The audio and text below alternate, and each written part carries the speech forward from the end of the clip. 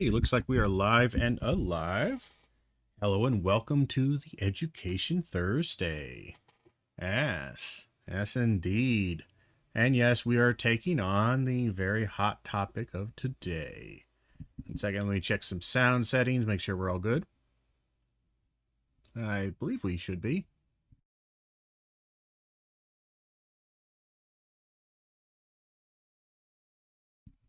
Fantastic. Good on that end, good on this end. All right.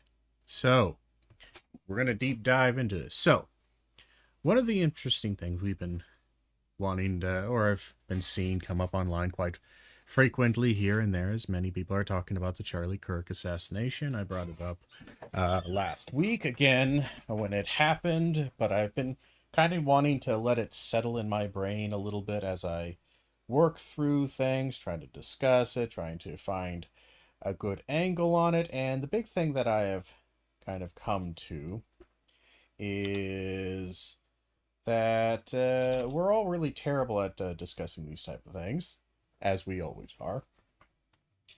But a bigger problem is I think right now, especially from kind of the left of center, the liberal, the democratic kind of perspective, if we will, or on this side, is that I think we have a real problem with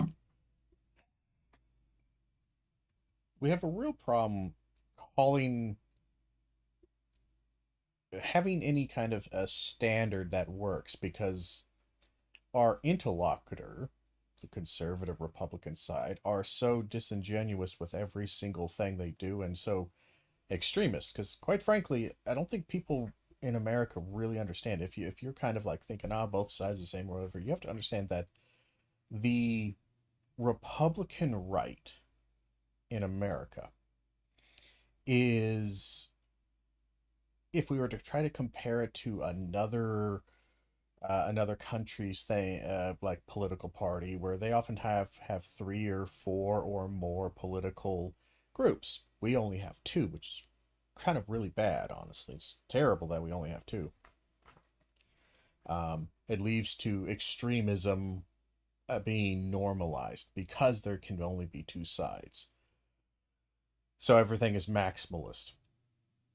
The the only comparison you can really make the American Republican Party to is to some essentially the farthest right parties you could imagine in like France or England, parties that are explicitly formed. Like we have, I think it was, is it the German AFD party? Uh, 1 second, let me. What are they called? Yeah, the AFD party. So the AFD party, you have that in Germany, which is um,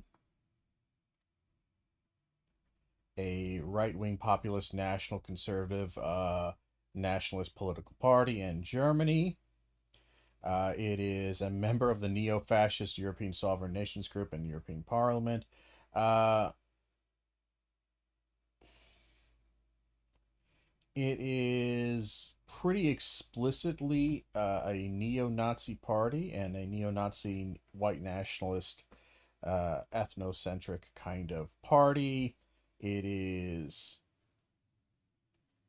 they say economically liberal. It's not particularly economically liberal. It's more economic libertarianism, which is, again, nonsensical. Um, they're generally anti-immigration, anti-immigrant, anti anything.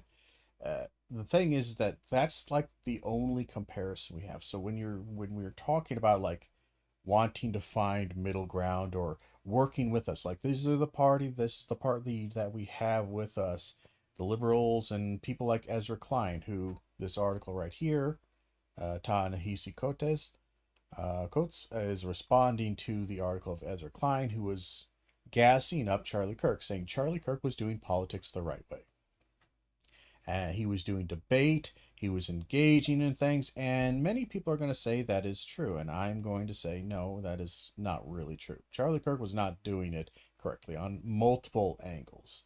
Um, Ta-Nehisi Coates is going to take one angle here, kind of a moralistic angle.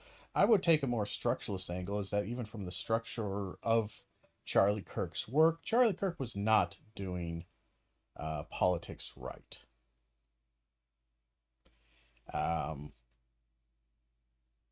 At all.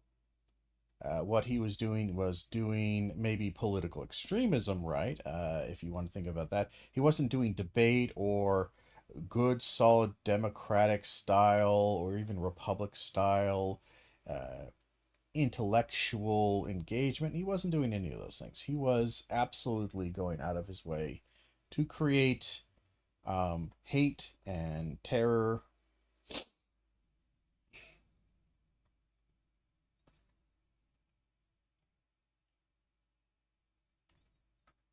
So it is it is quite terrible to try to make any kind of content that talks about these things, because quite frankly the ideology that is the interlocutor that we're trying to find the middle ground, it is so extreme, is so untethered from reality, is so fantastical, as I've said before, um, so conspiratorial that there is almost nothing you can really do to engage with these people in an effective manner.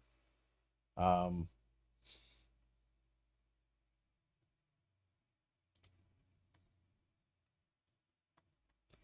because again, one side we want to, okay, let's live and let live, let's find a middle ground, and then the other side says, I want you all gone and destroyed.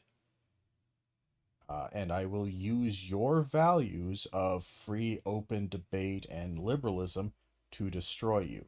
That is the conservative value, and that's what Charlie Kirk did. But let's go through Ta-Nehisi Coates's article.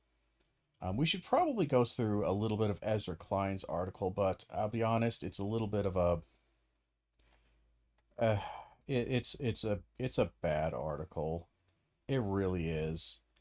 Basically, Ezra Klein comes across like a beaten housewife who's desperately trying to desperately trying to convince you that her husband really is a good guy. He just, he sometimes get a little angry, and I upset him, I needle him, I poke him.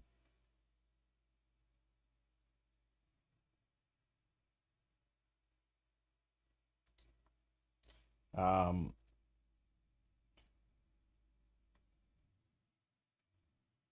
so yeah, there's a fair amount of whitewashing on the part of Ezra Klein, and honestly, I think again he's trying to defend it multiple times. Maybe we'll look at his defense. And let me see if I can bring it up here.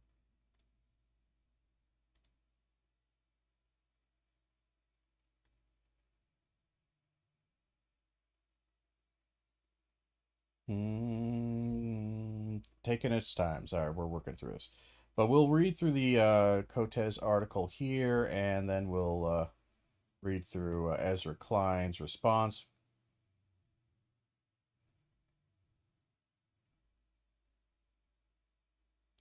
He does have a video here, so let's see if we can just do that.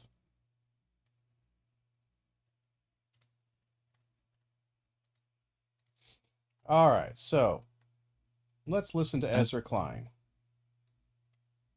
And we'll listen, and then we will comment.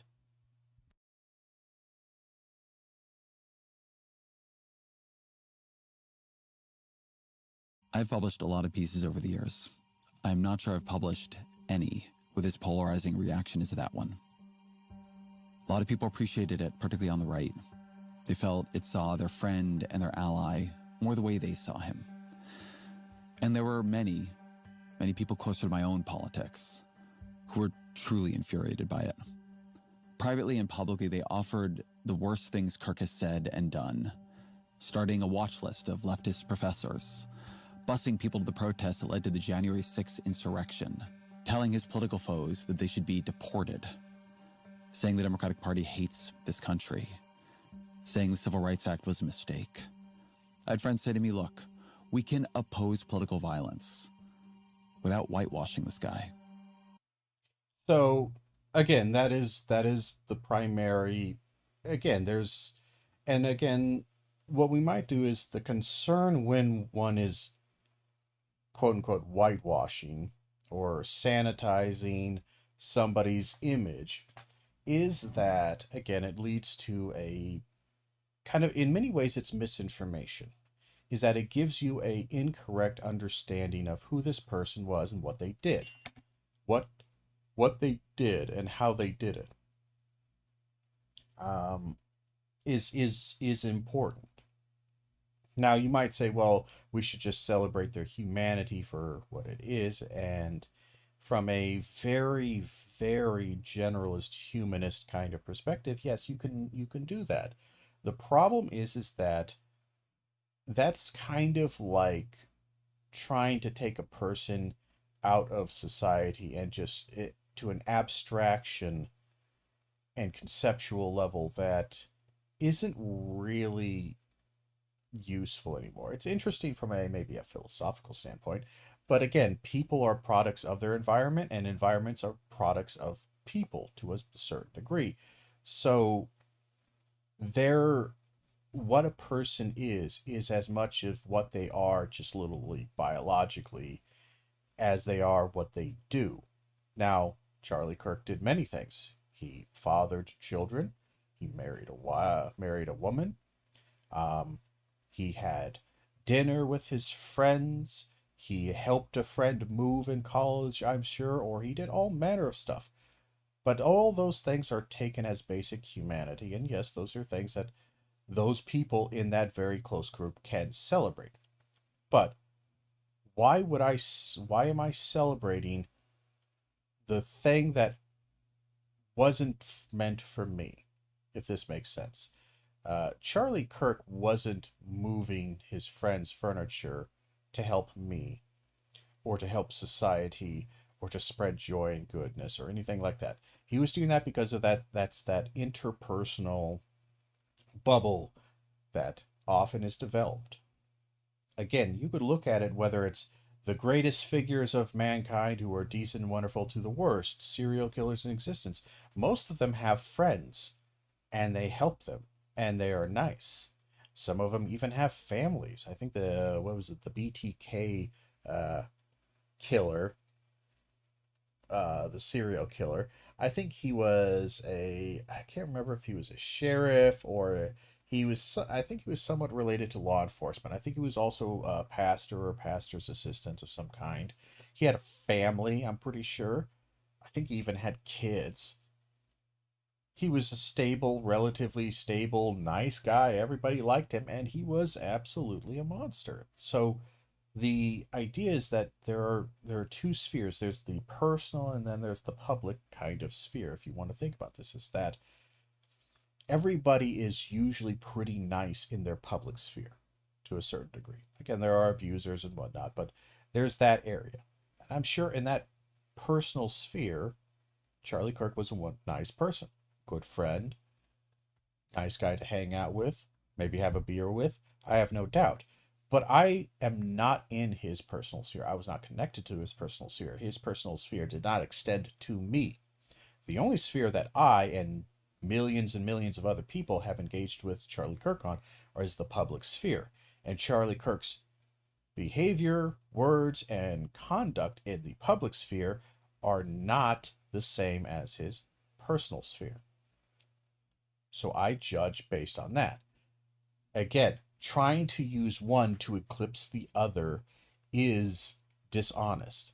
Again, if I've been, again, it's kind of like you might as well say that the surface of the sun and the surface of the moon are the same, and you're like, well, how? No, they're not. And then Ezra Klein or whatever are pointing up and looking at an eclipse and saying, see, look, Or they're even saying, look, they're the same size.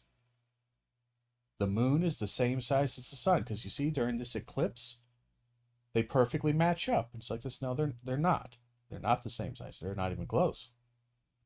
The sun is tens of thousands and tens of thousands, hundreds of thousands of times larger than the moon. It's like tens of thousands of times, hundreds of thousands of times larger than the Earth. And the Earth is bigger than the moon by a fair bit.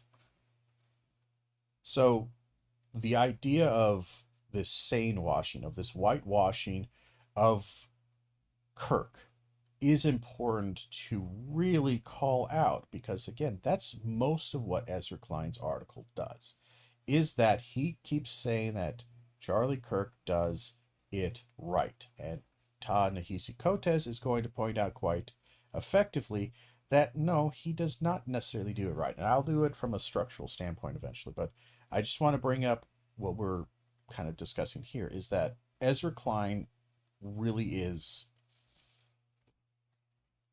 Maybe we should change this just so we have this.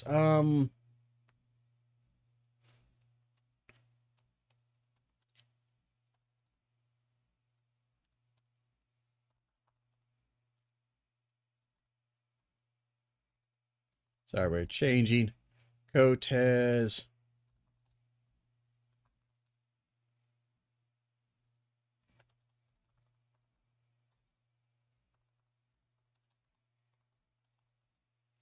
There we go. That kind of represents the idea here a little bit better. And I do believe I got Coates' name right. Yes? Yeah, Coates. Or Coates. I actually don't remember if it's Coates or Coates. I always say Coates.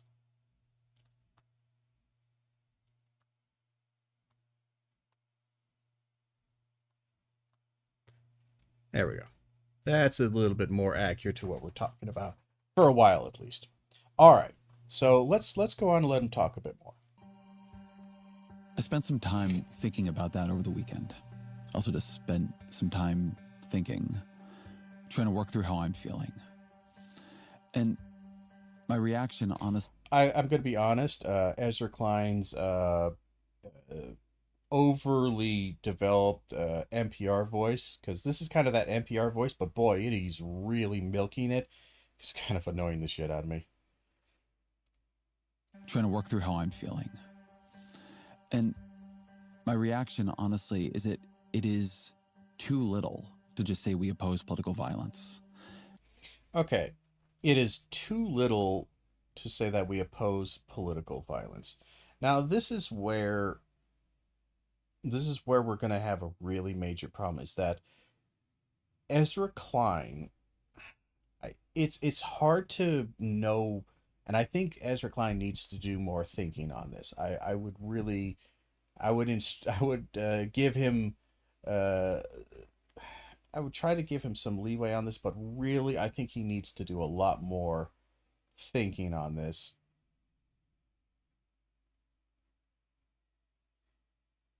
That's a very awkward kind of angle. Sorry.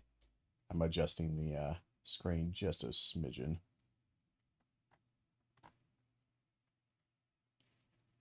Sure. Primarily because, again, he's saying it's not enough to,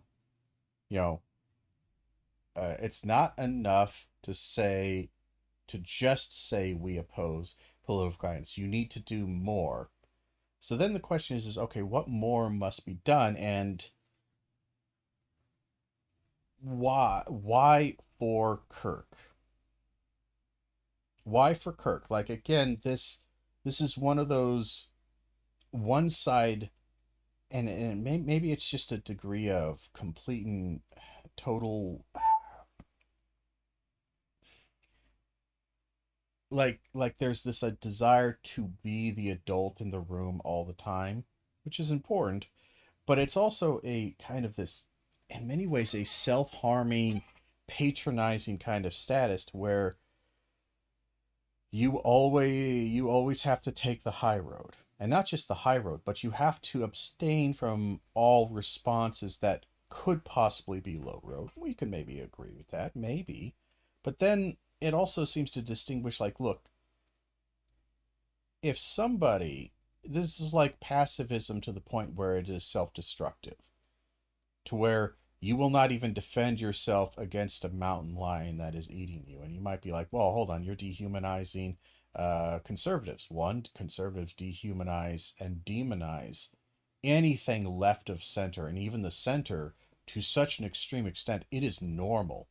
Again, this is the problem, is that he keeps thinking or keeps wanting to present this idea that that the Republican Party is a normal, average Joe party.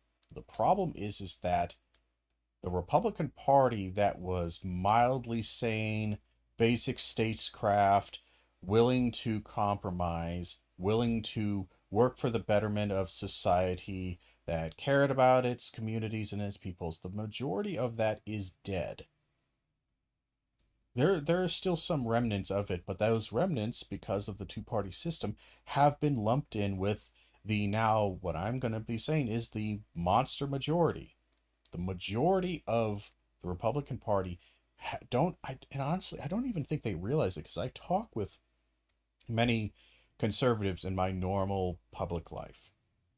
I have associates and people I just work with, or just people I know and are around to some degree. I wouldn't necessarily call them friends or enemies or anything like that. Just people I know, and I hear how they talk, and I hear what they talk about, and I have had semi-political discussions about them, or even not even political discussions, just scientific and or economic discussions that are just facts, just basic factual things. We're not even talking policy. We're just talking about like how tariffs work, who pays a tariff, what happens in a tariff thing, or basic things like distinctions between sex and gender, which are not political, by the way. They are just academic. Um, you may disagree with it, but it's not a moral, or it's just, even then, disagreement, like most disagreements, don't have a lot of factual basis behind them. But it is just a silly, what they say is just silly. What they say is nonsensical. It's fantastical. It's a paranoid, schizophrenic understanding of the world. It is constant, this understanding, this that I have to grapple with, in this understanding. It's really difficult to understand, that I don't think Ezra Klein wants to engage with, is that the vast majority of conservatives and Republicans don't know how anything works. The voters, and I would say this is a good part of a major part of the public itself at large, but I would say it is worse on the Republican conservative side, is that not only do they not know how things work, which is bad enough, is that they are so conspiratorial, so anti-intellectual, so anti government and anti anything, that it's ironic that they're anti-government, but then they support authoritarian government style. But that's just to explain that takes a while, but it's just a weird fracture of extreme individualistic, like libertarianism. Um,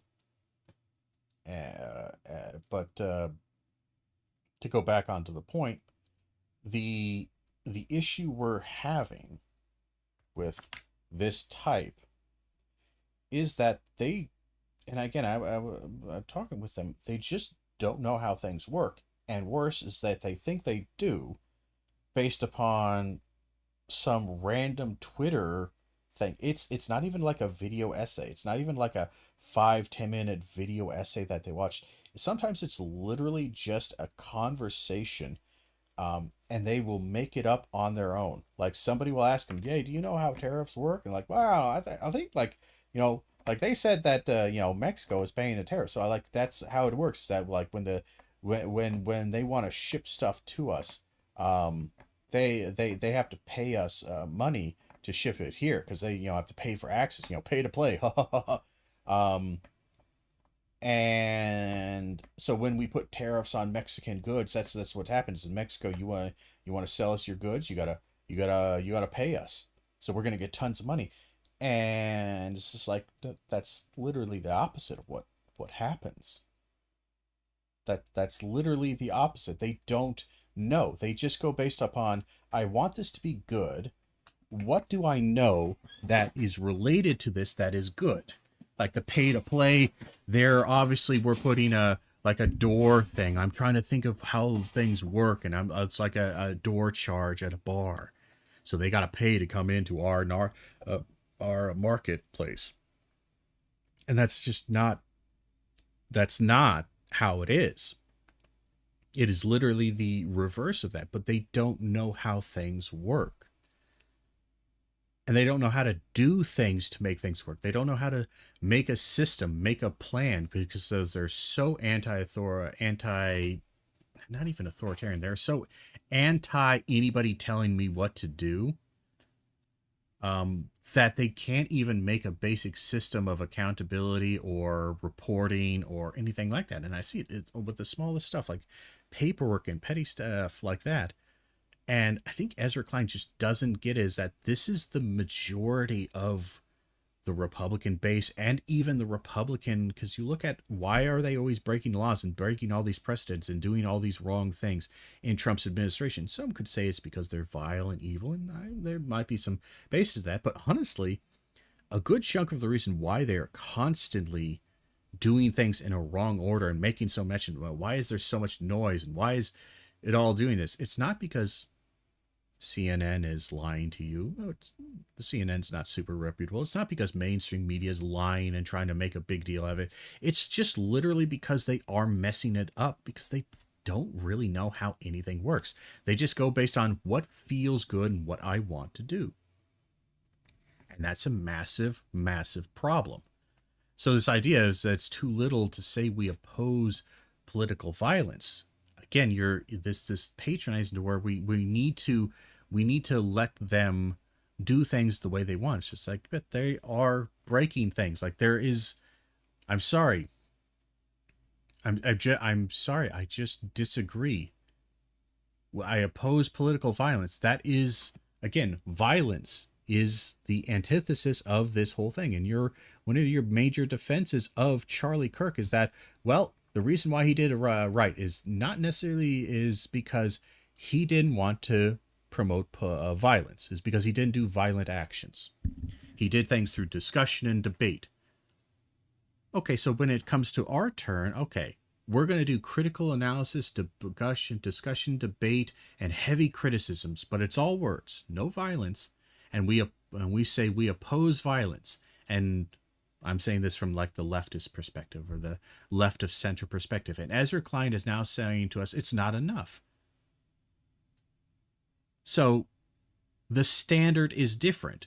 For Charlie Kirk, it was enough that he didn't explicitly do violence, even though, again, Ta-Nehisi Coates is going to talk about the things that Kirk did were not, again, they may not have been physically violent, but they were certainly not,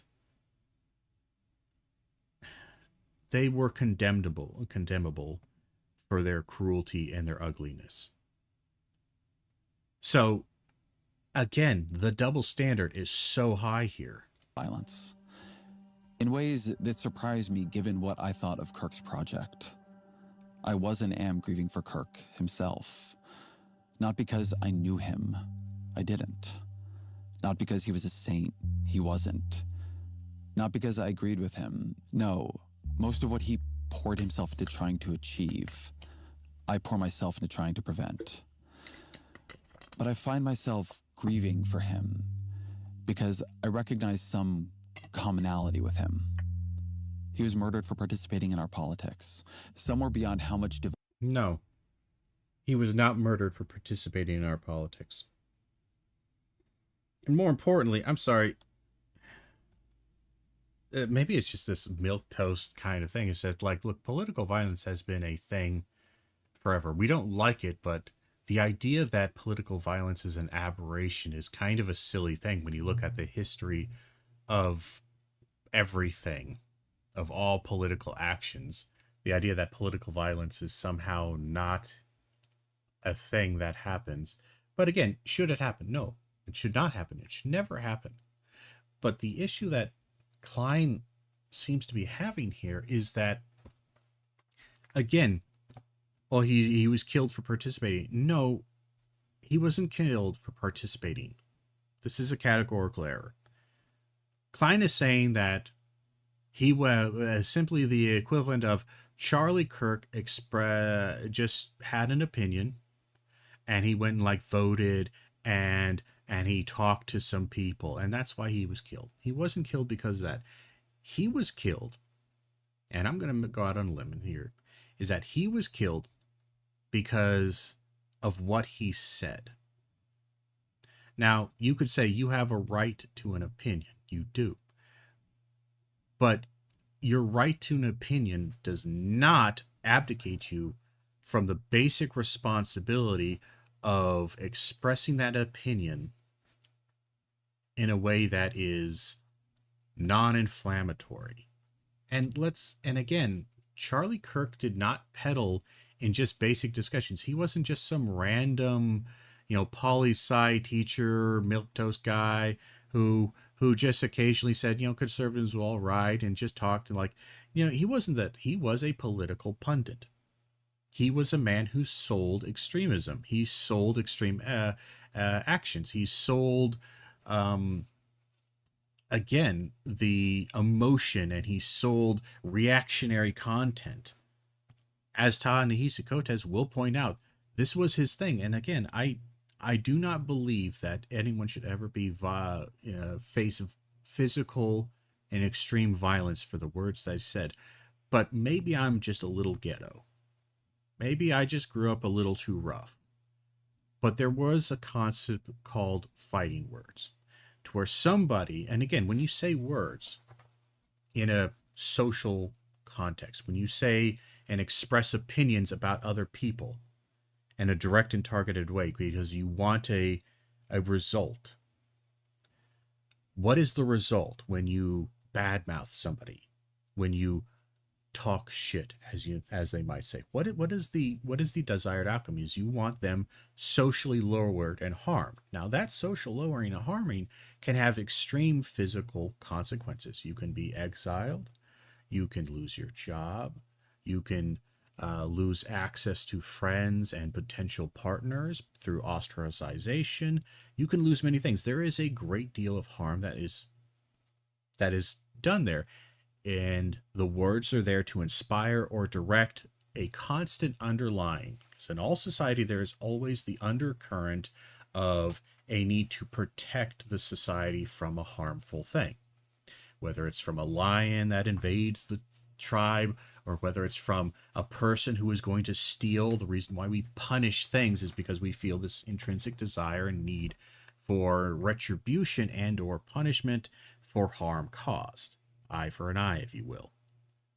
So, Charlie Kirk doesn't just participate in politics, is that he is not, again, this is like the difference between, to use kind of a, I'll bring in my old ghetto and my old street rat.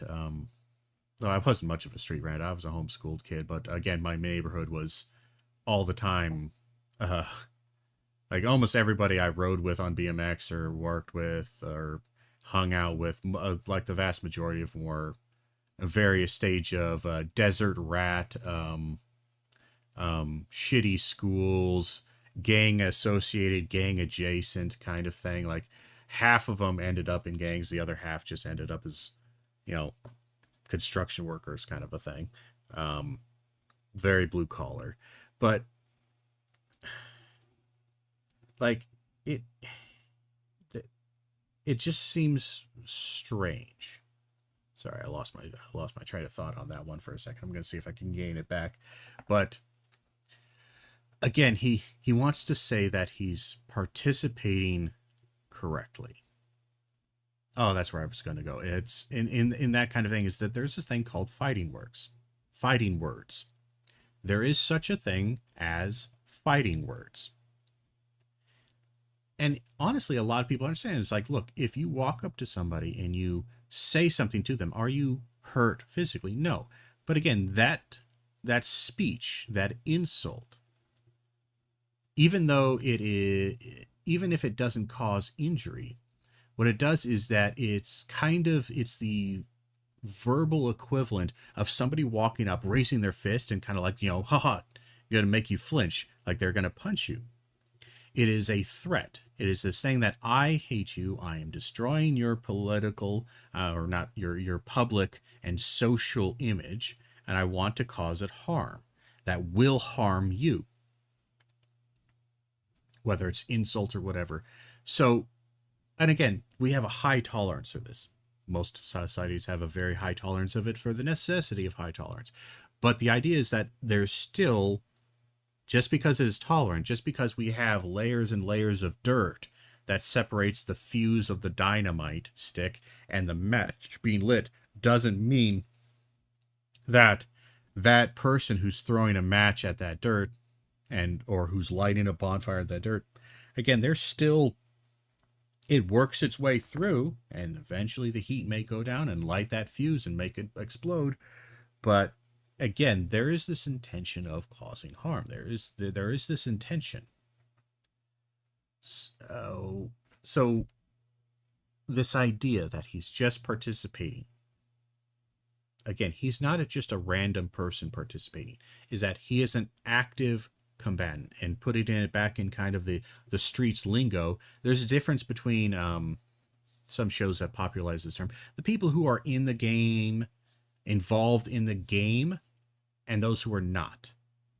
There are those who just happen to live in the neighborhood where the drug dealers sell their drugs on the corners, and they got their corners marked off, and there's gang violence between one gang and the other gang. But there's a general idea, or there's this ideal, if you will, an ideal of society and those kind of extremism, is that there is a difference between those people who are just random people walking by, and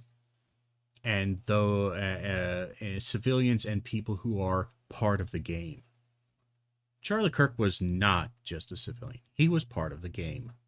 He was part of the game of politics and of extreme politics, actively involved in it. So again, maybe it's just because we've had such a peaceful society when it comes to this, and it's so privileged that Ezra Klein has forgotten. But again, this kind of political punditry, it's been many, many, many decades since this time, but they were not seen as innocent bystanders in long ago periods when violence was much more regular. Is it bad? It's still bad. It's always bad. It's evil. But again, to put it back in that kind of ghetto language, if you talk that much mean cruelty, and you deliberately insult, and you deliberately attack, and you do everything to do this, and it's not just insult comedy. It's not just the insult comic. It is literally somebody who is actively trying sincerely to make this a reality. It's not just somebody saying yo mama jokes, or somebody who's just being cruel and mean, but who does nothing politically to advance their cruelty and meanness. It's like somebody saying that I think you're smelly and disgusting, and I hate everything about the way you live in your house. And they just say that while they walk down the street. And then they go in their house, they have a barbecue, and that's all that they do. They just walk by, and anytime they see you, they say I hate you. I hate the fact that you live in this neighborhood. You're an awful, disgusting person. Then they walk away.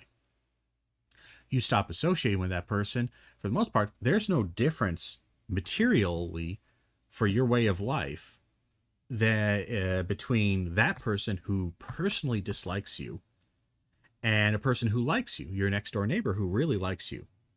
Aside from the occasional barbecue, you live exactly the same way. Now, the difference is that that person who hates you, when they go to other people to convince them that you're disgusting, when they go to the city council and they proposition and say that this person is a detriment to society and to the community as a whole,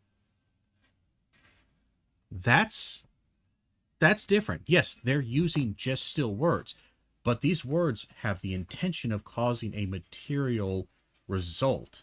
This person is trying to get you kicked out of your home, out of your place of living, and out of your safety, out of the place where your children sleep. This is not without consequences. And if you do it extremely and you do it to many, many, many, many, many, many people, and you fire up a rhetoric of constant war, whether it is your side or the opposition side, they're going to respond. The rhetoric increases. And again, I feel like Ezra Klein simply doesn't want to get this. Divided us. There was something that bonded us too. Some effort to change this country in ways that we think are good. Again, this is such a sad thing. Again, what bonded him with Charlie Kirk is wanting to change this country in ways to make it good.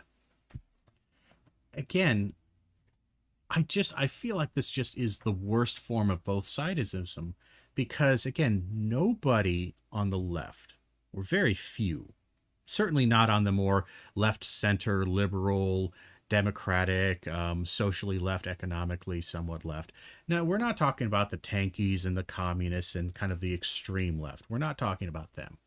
We're talking about maybe like democratic socialists or socialist democrats, something like that. Relatively left, pretty far left, but not far left. You know, like if there's an extreme on the left, they're middle ground between left and center. You look at these policies, none of them call for mass deportations of the right wing and conservatives and Christians or anything else that conservatives are paranoid about. None of them call for the massive removal of basic rights and human dignity. None of them call for camps or concentration of any kind. Not even a good amount of them aren't even calling for the removal of amendments that protect citizens, such as the Second Amendment. For all their talk about it, they say, oh, you want to limit the gun control. These are the Democrats trying to take our guns. These are the leftists who are trying to take our guns. One, leftists aren't necessarily anti-gun. A lot of them actually tend to be semi-pro-gun because they are distrustful of authoritarian governments, and they want the means to prevent that from happening. But regardless, no one says take the guns away. They say regulate them. And maybe even, okay, even then, like, oh, well, okay, so we take away some of the guns. That's like the most extreme version, is just banning some guns from ownership, like AR-15s or the AR platform, like the AK platform, stuff like that. These larger caliber, larger kind of assault weapons, if you will. But you still would have your shotgun. You still would have your hunting rifle. You would still have maybe a pistol, technically, if you get the license for it. Like, at most, it's just, it might be much, much harder, but there is no taking away. There is no 100% taking away.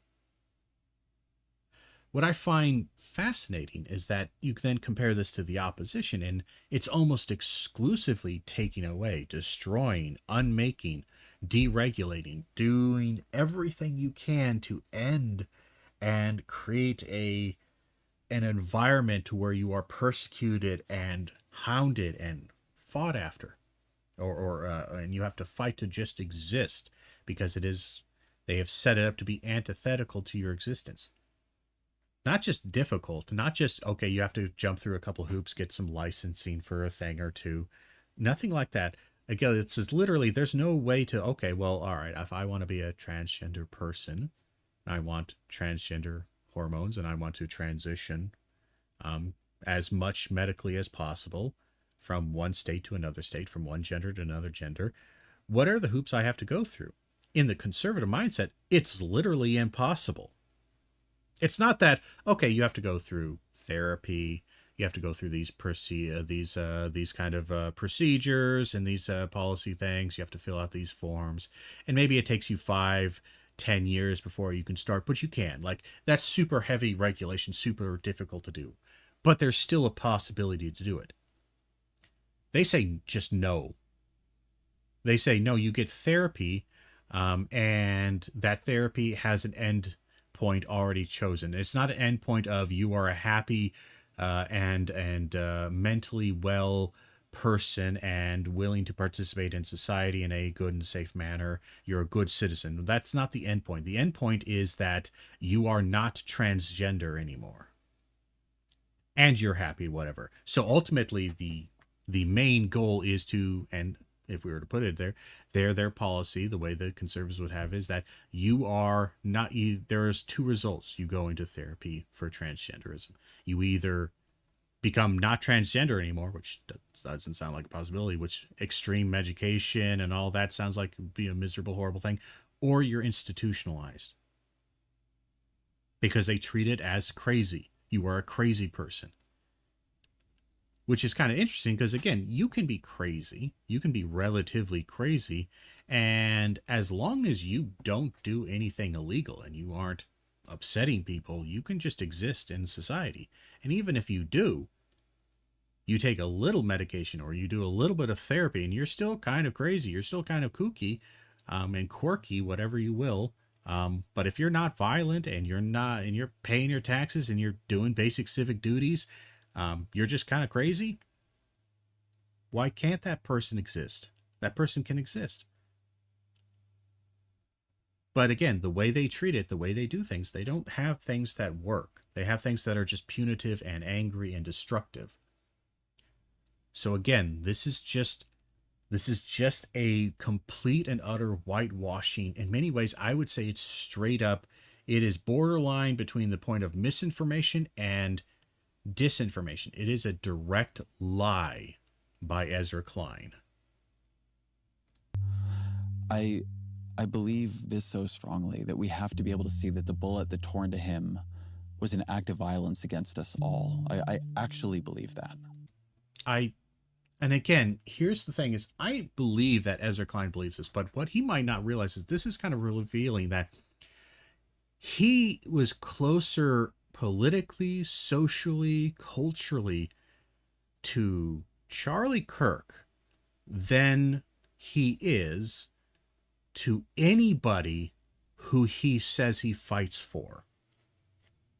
To anybody, to any of the people, whether they be the poor, the downtrodden, the oppressed blacks, the oppressed whites, the oppressed peoples and minorities of our world, whether it be any of these rights and things that he fights for, that he wants to stand shoulder to shoulder with and support them. What he doesn't realize is that he knows instinctively, down in the core of him, the thing that every single leftist knows, class, is that despite all of this, he knows that while he may go down into the slum and shoulder to shoulder march with Martin Luther King Jr. or whatever else, and he may march and march for transgender rights, and he may do something here or there, and he may march against government overreach and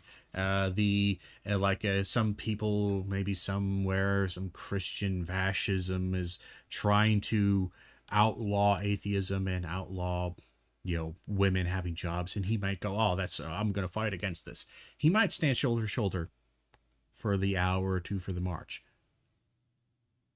But in 90% of his day-to-day life, he goes home where he works. He leaves. He leaves the barrio. He leaves the ghetto. He leaves he leaves the poor people, and he goes to his rich, nice little neighborhood, his class neighborhood, his social class neighborhood, his political class neighborhood, because that is the political class that he doesn't understand and doesn't acknowledge, is that politically and socially, he's closer to Charlie Kirk, and that's a problem for him. It is a problem that he does not see that and understand that. He needs to adjust for that. He needs to understand that his perspective is blinded by the fact that he is a rich, relatively privileged, I would say extremely privileged, relatively lucky, even though I'm sure he's worked hard. Many people work hard. A lot of them are not in his position. The only thing we could say is luck. He's a relatively lucky, extremely privileged individual who's able to make a living just writing some words and giving his opinion on shit. And he's mistaken the fact that his opinion must be extraordinarily valuable. And that must mean that his mentality, his existence is obviously aristocratically better than everyone else. He doesn't realize he's part of the aristocracy, I would say. Or again, that, what do they call it? The bourgeoisie, or the petite bourgeoisie, if we want to take this in a Marxist whatever presented. But I don't necessarily agree with that. But what he seems to miss is that he is way, way, way closer to Kirk than he is to any of the people he's ever defended, than any of the policies, the material reality of the policies that he puts forth to protect or to serve the people that Ezra Klein thinks and believes are good. Because again, if fascism comes, for the most part, Ezra Klein is going to be one of the last people to really suffer.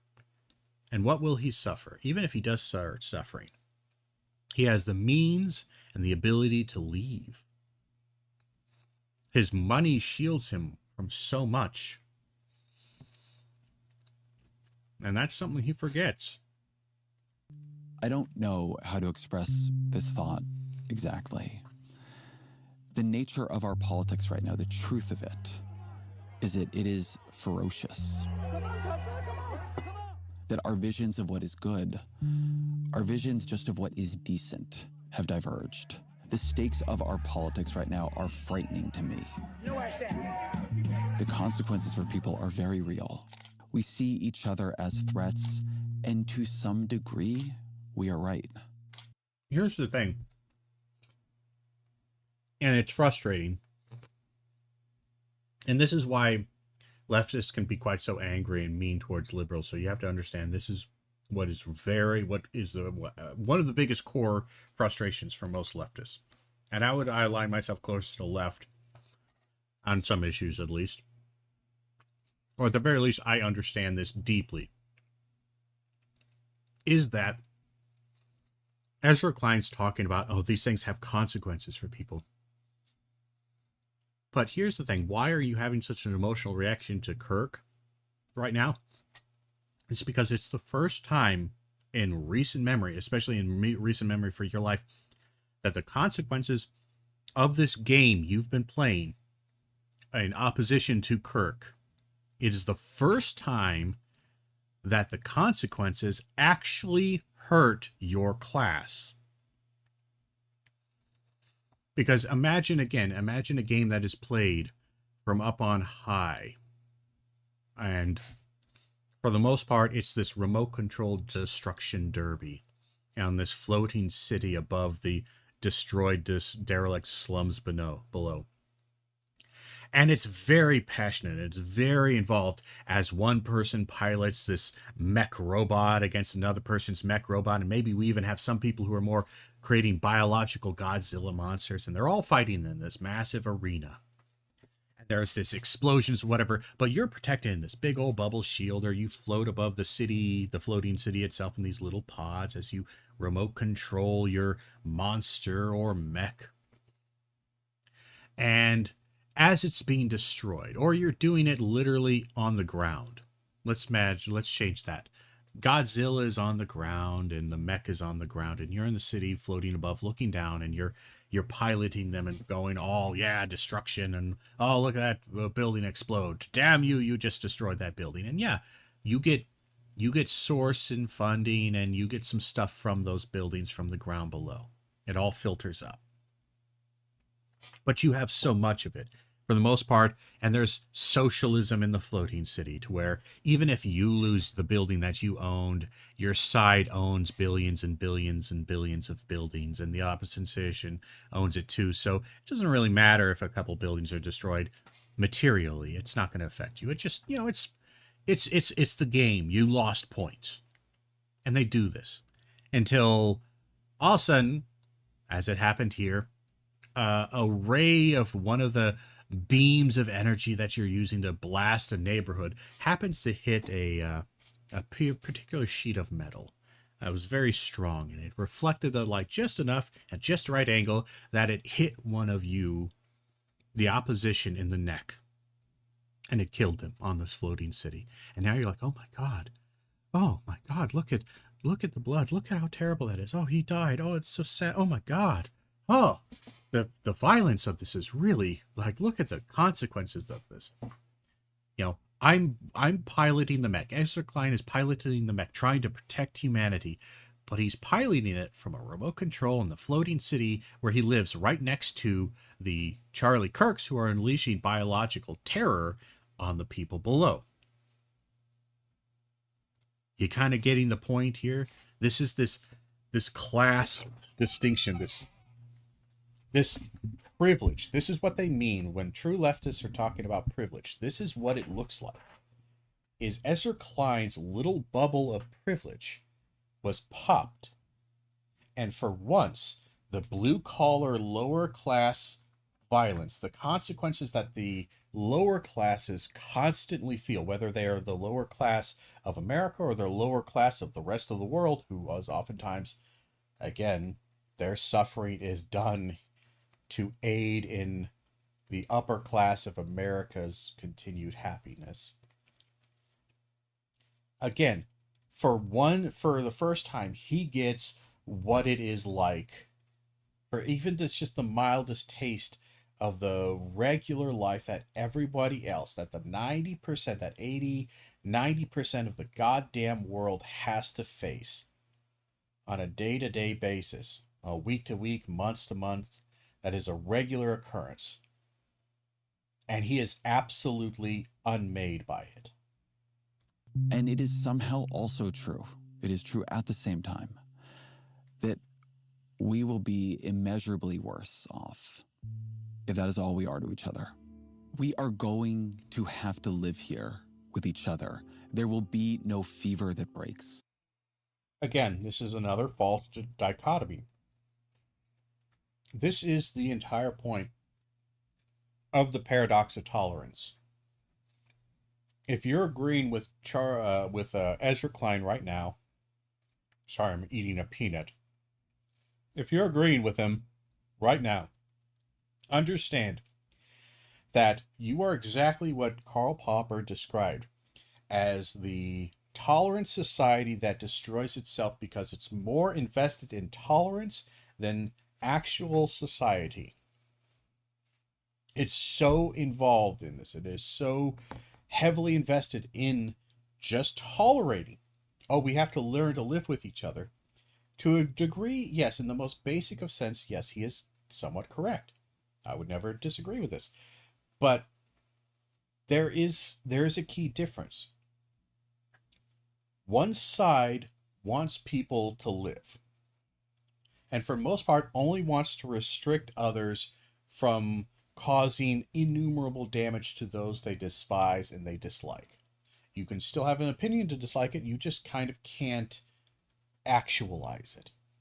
The other side wants people gone and dead. They want them in camps. They want them exiled. They want them put in prison. Again, Ezra Klein, the paradox of tolerance is that a truly tolerant society, if it values tolerance to such a degree that it values it over any all priorities, is extremely susceptible and extremely vulnerable to any degree of intolerant behavior and violence and terrorism and all that, and truly evil like behavior, like people who want to enslave and harm, and people who want to distinguish, who are anti-tolerance, right? Intolerant. A true tolerant society will eventually devolve into intolerance, and the intolerant will take control, because those who are tolerant will tolerate the intolerance until they are literally destroyed. Until the very moment, right as the axe is coming down and it hits, they were tolerant of the person swinging the axe. And then you'll only have people who swung axes. Now, how do we solve this without becoming that which we hate? The intolerant. How does a tolerant society survive intolerance? Well, that's the paradox, is that you have to be intolerant of intolerance. Which kind of doesn't make much sense, but what Popper makes the argument for is that there needs to be a very strong, rigorous, and very self-reflective investigation into What is and is not an intolerable act? An act that is self-destruct, that is destructive of this community and society to such an extent that it cannot be tolerated by a tolerant society. Because if it is, it will literally destroy the society.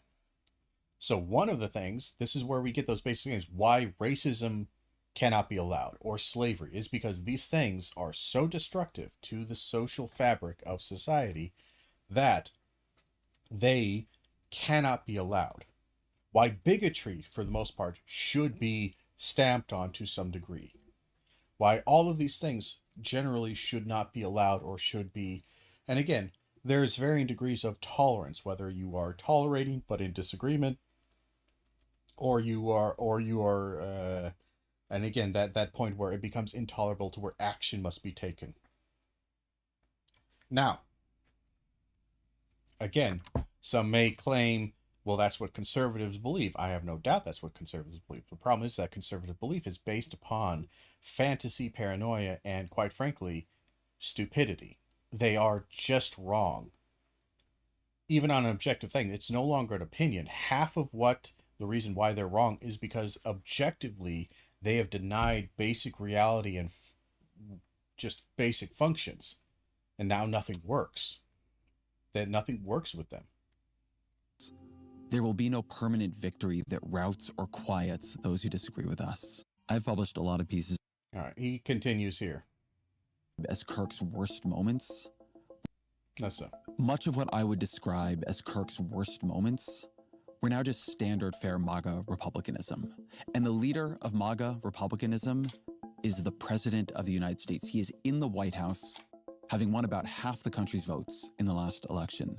We are going to have to live here with each other, believing what we believe, disagreeing in the ways we disagree. But that's the problem. Again, as been shown, is that for the most part, again, when you think about cancel culture, and we'll talk about this a little bit, how many people were canceled or fired throughout all of, like, just say, Obama and even like the first term of Trump and then Biden, from basically 2008 to 2024, if you will.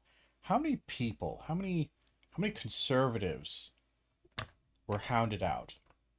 Maybe, and again, like, and I mean genuinely, not just like, oh, you got canceled in the sense that you got heavy criticism online and maybe you lost, a movie star lost a job opportunity.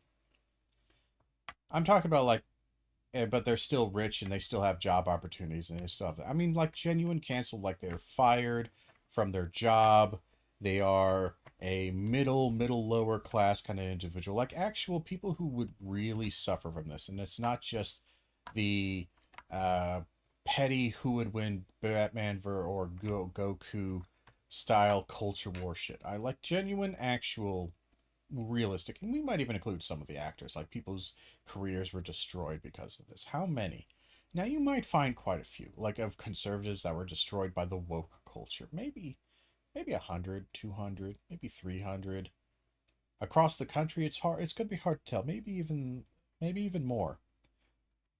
But now I want you to think about how many leftists have been harassed and harangued and attacked for this, and also canceled by right-wing stuff during that same time period.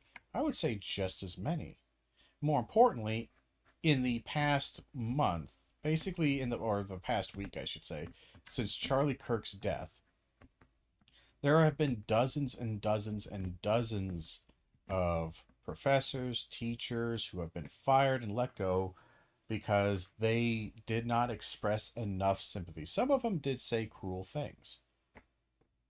Some of them did not. And now, it is important to understand that administration has always been, and this is, again, why it's always funny whenever conservatives say that universities are these liberal, leftist indoctrination machines, without understanding that the vast majority of administration and the ones who actually control a lot of the discourse on campus are explicitly like fucking classic liberals or straight up like Wall Street style big business douchebags. Like that's hilarious to think about. But like many of them, it's kind of standard to where like it's very hard to find a lot of conservatives who have actually been fired from their positions. And when you look at them, some have been fired here and there, and you're like, okay, that was kind of bad. That was a wrongful termination. But more often than not, you look at it like, okay, let's compare. What did this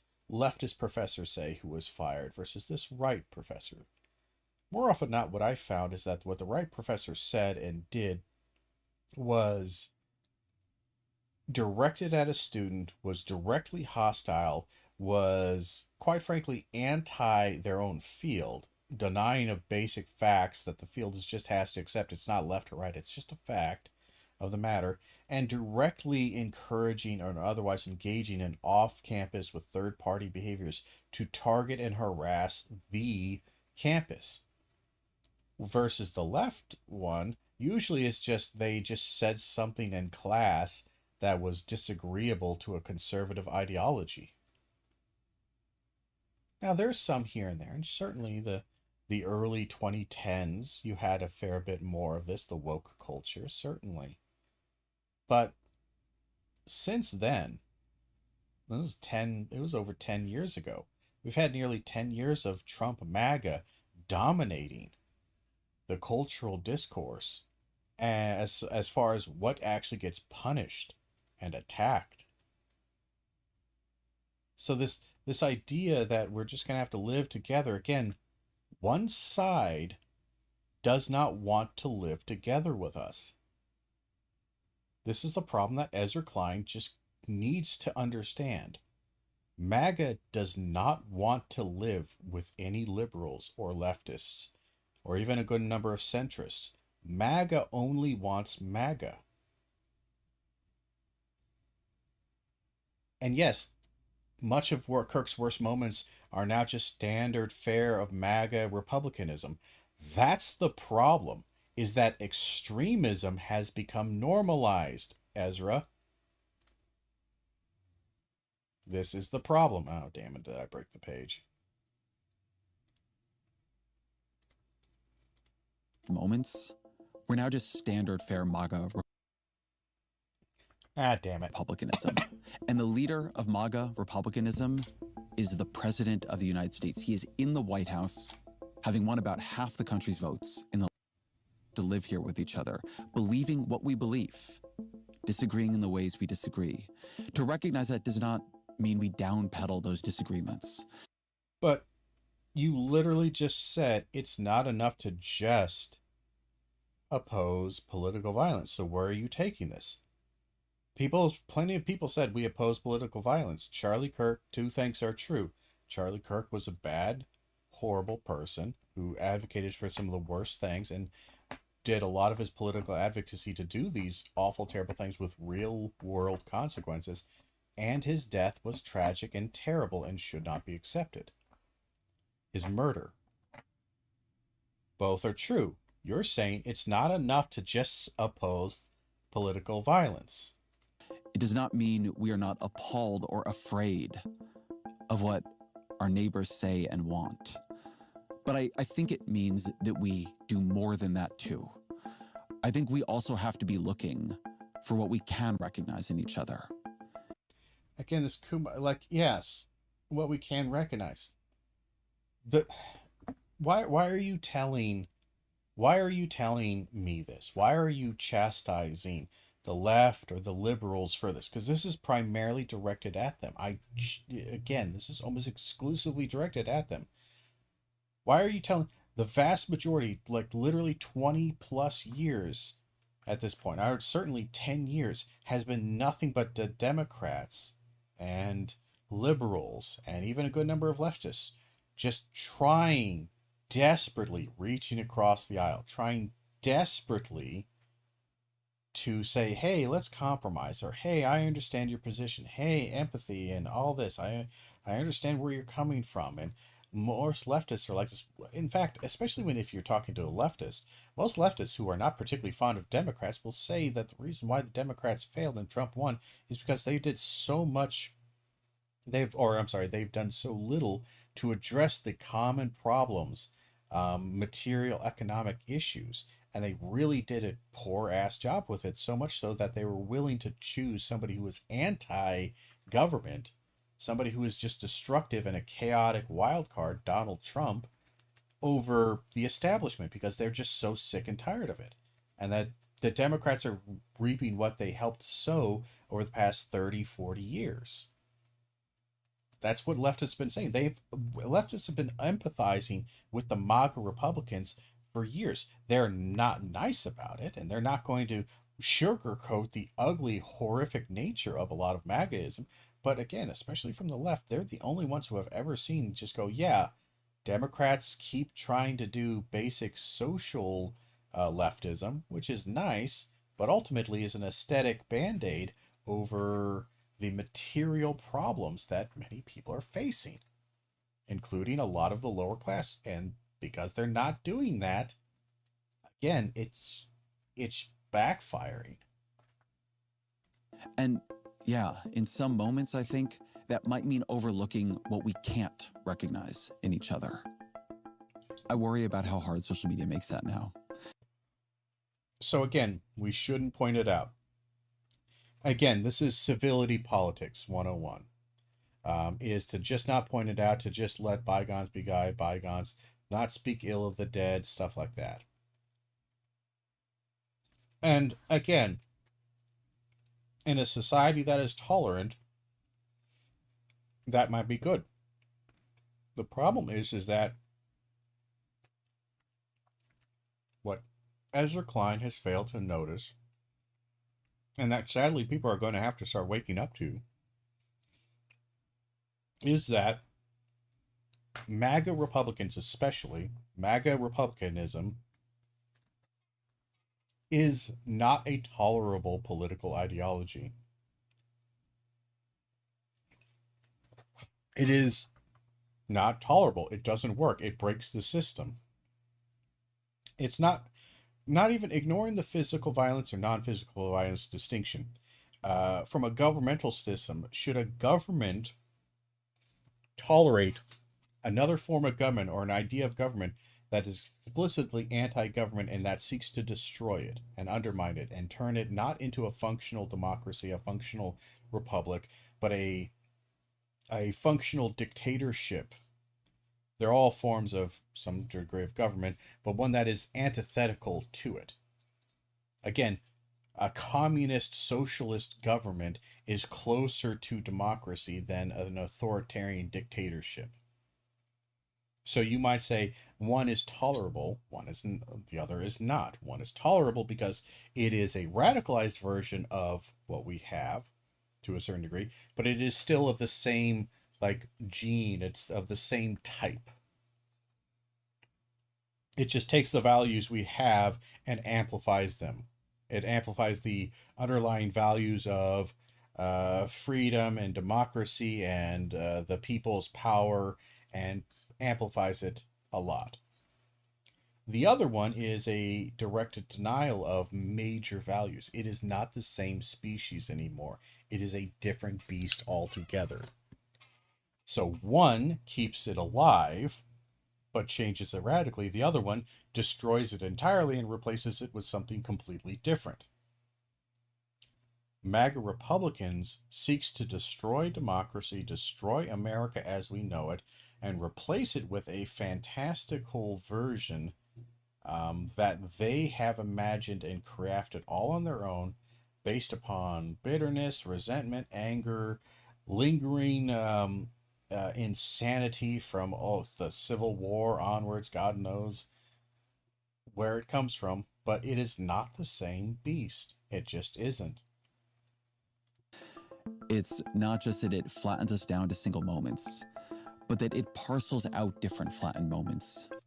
And again, this is an annoying little thing. This is somewhat true, but this is also annoying because this is literally how everything works. Especially from a writer who writes an article, the fact that you might write an article about, oh, what did Trump do today and how this is bad for what Trump is doing. That's literally, well, you didn't focus on what he did in the morning. You didn't focus on the fact that, he hugged one of his kids after breakfast. you didn't focus. Why didn't you bring up all these things? Right. Well, I'm just talking about the political actions he's taken, and specifically this one, the most recent one. But you didn't. You narrowed him down. You just singled him out into one person. If somebody were to read that and that thing alone, they're going to walk away with an incorrect and incomplete version of what Donald Trump is. Everything always needs to be present all the time, and needs to be sanitized in that perfect way. Now, obviously, this is an extremist response to Ezra Klein, but the reason I'm doing this is to kind of point out the somewhat, it sounds like a nice sentiment, but ultimately it's kind of stupid. It's a very dumb idea. You can't always bring up everything all the time, and sometimes it is, and as people have talked about, because people's limited bandwidth, bringing everything up all the time can essentially blind people to very specific, very important factors about that person that affect their day-to-day lives and existence. It provides a basically a info dump that just makes the person's mind numb if you were to do this and constantly bringing up all these things. Now, Ezra Klein's obviously going to be like, oh, well, I'm not saying that. But again, what are you saying? Oh, we can't narrow them down to the specific words they're saying. We can if those words are specifically tied to the exact topic and or idea, ideology, concept, or action which we are talking about, which is specific to specific. And the criticism is on that idea. And in many ways, yes, it is a criticism of that person, but it is not a denial of their humanity. Just like if I were to give an F to a student on a bad paper, I'm not giving them an F as a human. I'm giving them an F on the overall behavior, ideas, concepts, writing, and the ability and the actions that they took that is embodied by that paper. That's the end of it. To different audiences. We are shattered inside the algorithm, and the shards of us sent flying out into the world. Instead of being complex to each other, we become incomprehensible, almost unimaginable to each other. But it is our choice to see each other through these algorithms darkly. We can choose otherwise. Well, that's also stupid because no, you can't. That's literally the point of the algorithm, is that it limits and manufactures consent and manufactures your ideology. Can you do this? Technically, not through the algorithm. Like, you can't really, I suppose you could choose this by reading alternative sources and ultimately not taking everything so personally, perhaps, but again, it's just bad. It's just a weird thing to say, honestly. I've thought Spencer Cox, the Republican governor of Utah, has been a remarkable leader over the last week. And what he said here has resonated with me. We can always point the finger at the other side. And at some point, we have to find an off-ramp, or it's going to get much, much worse. What's interesting is I'm pretty sure in the same conference, or one of them, I believe this was the guy, this governor, who said, I pray it wasn't us, one of us. When they're talking about like the motives of the shooter, literally he was talking, I just pray it wasn't one of us. And it was very explicit that he's trying to say, I pray it wasn't a Republican or some kind of conservative. It wasn't a Christian. It wasn't a good person. There's an us versus them. Their irony of trying to point to this guy as being a bridging whatever thing. Yes, anybody can say these wonderful words, Ezra. Anyone can say and seem like their intention is to just create a harmonious society. Anyone can say these things. But the point is matching up their words with their other words and their deeds and seeing whether or not this is a consistent ideology that is expressed by this person. And it's not.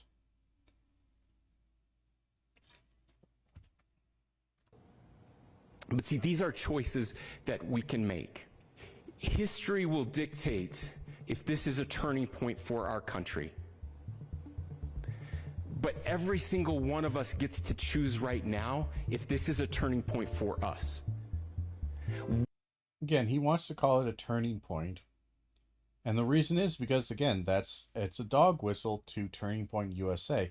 And what all the conservatives are saying is that this is a turning point. We're not going to take prisoners anymore. We're not going to tolerate this anymore.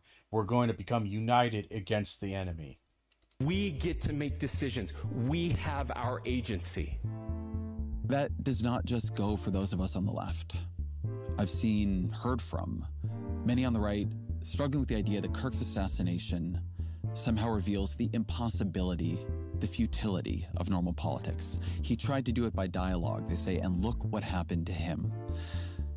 What marks those who choose political violence is not their politics. It's their decision to choose violence.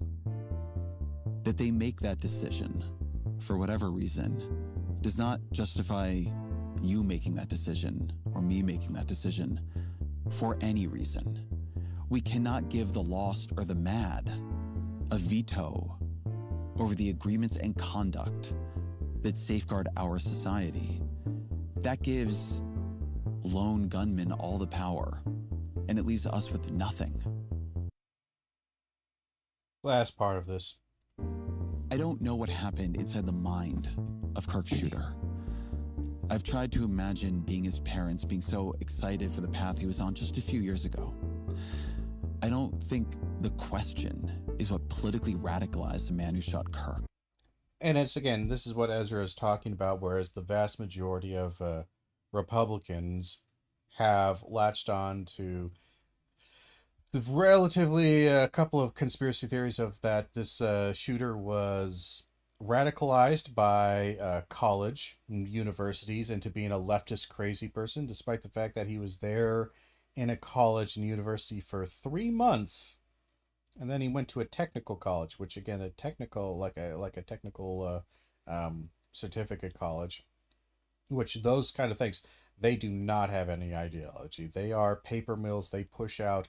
They are literally just a technical college. There is almost no political, social discussion in those kind of things. Not really. It is literally just teaching you techniques, and like a technical college is going to teach you basic IT stuff or plumbing if it's a specific profession like technical college. Again, he didn't, and even then, I don't think he went there very long to that one either. And this idea that that's what radicalized him.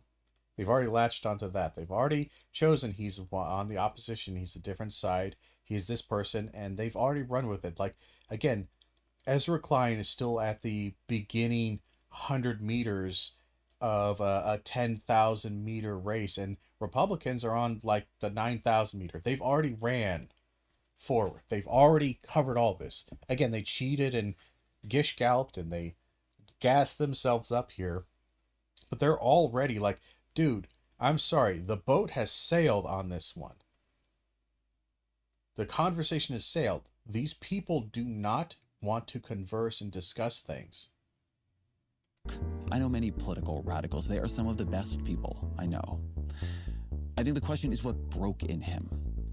This was not the act of someone thinking clearly. But we still have to think clearly. When Nancy Pelosi's husband was assaulted, when Minnesota had to grieve the assassination of some of its leaders, that did not render normal politics obsolete. Yes, but again, the Republican response to that was derision, humor, inhumanity, jokes, and honestly, and I would say conspiracy theories are just as disrespectful as jokes, and just as inhumane as laughing. They talk about how Charlie Kirk, they criticize the left for celebrating Charlie Kirk's murder. That it can be a good criticism. And certainly there have been some who have said things that are quite cruel and terrible, and I would criticize them for that. But to me, spreading misinformation, deliberately spreading misinformation that you don't know, you just like the fantasy of it. You're just talking shower talk, just talking with the guys, and just spitballing theories like, I bet you he was a MK Ultra dude. Yeah, no, this absolutely has got spook. This has got glowing spook CIA trap like there. Because why else would he leave the gun in a place easy to find? Why would he do like you're lying about shit like this? And the fact that he had a secondary AR set up there, it's like, no, he didn't. There's no like they just people make up facts to fit into a narrative that sounds fun and entertaining to them. That's as disrespectful, dehumanizing, and terrible as celebrating. Because again, you are just using somebody's death as a narrative fucking tool to continue your fan fiction narrative of hating somebody. You're just in a story. You're a main character in the story, writing your own story about how evil the Democrats are and how evil the other side is. And then you take a factor, something that happens, and then it's like a writer taking inspiration from real life events. You twist and turn and rewrite the nature of that event to suit your narrative purpose.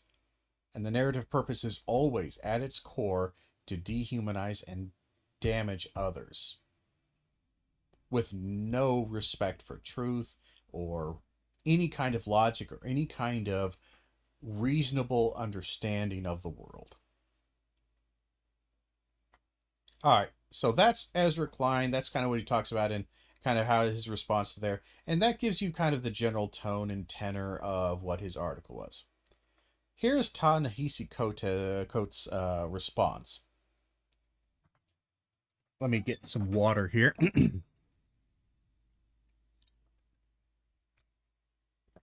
I ate some peanuts and now I'm struggling to exist. Sorry. All right. Ta-Nehisi Coates article. Ta-Nehisi Coates article. Charlie Kirk redeemed. A political class finds its lost cause. By ignoring the rhetoric and actions of Turning Point USA founder, pundits, politicians are sanitizing his legacy.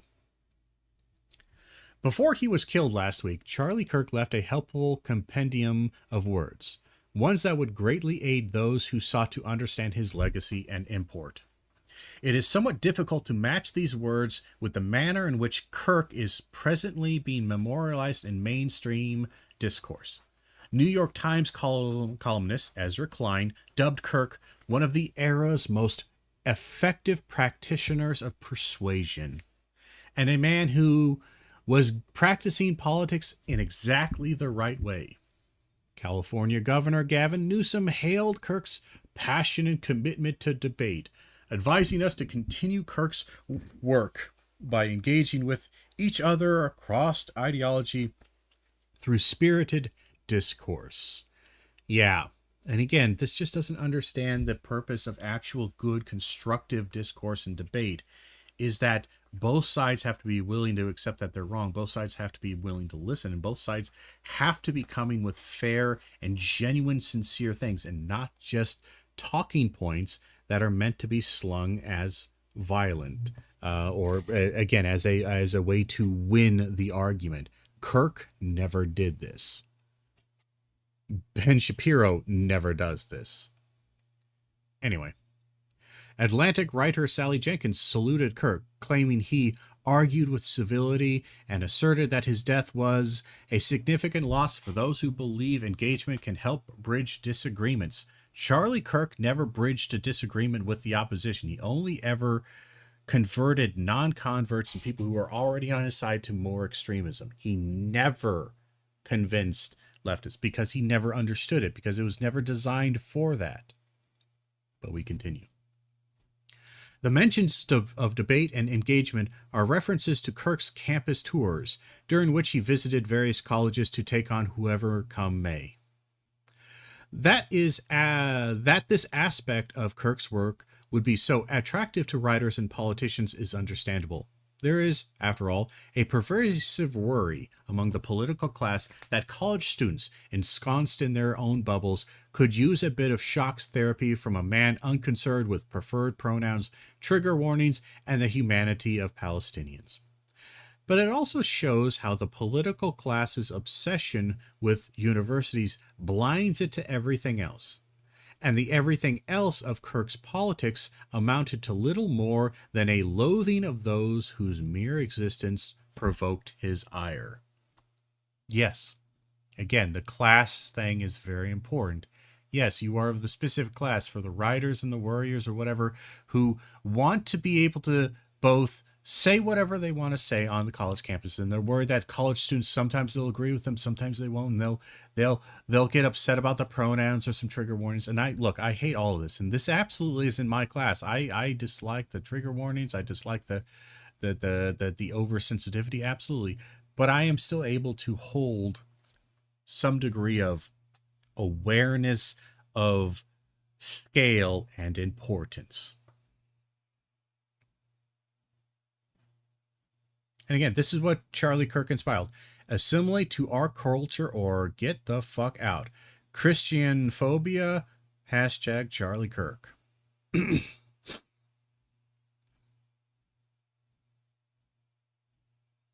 Again, that's what they wanted. Again, and by assimilate, again, they just say, we want you to be exactly like what I am. I don't want you to be slightly different. I don't want me to become slightly different.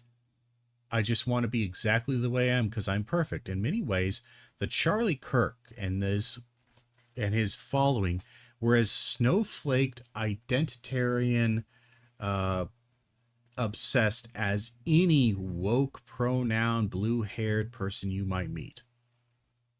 Just, they had a slightly different aesthetic. It is not just, for instance, that Kirk held disagreeable views, that he was pro-life and that he believed in public executions.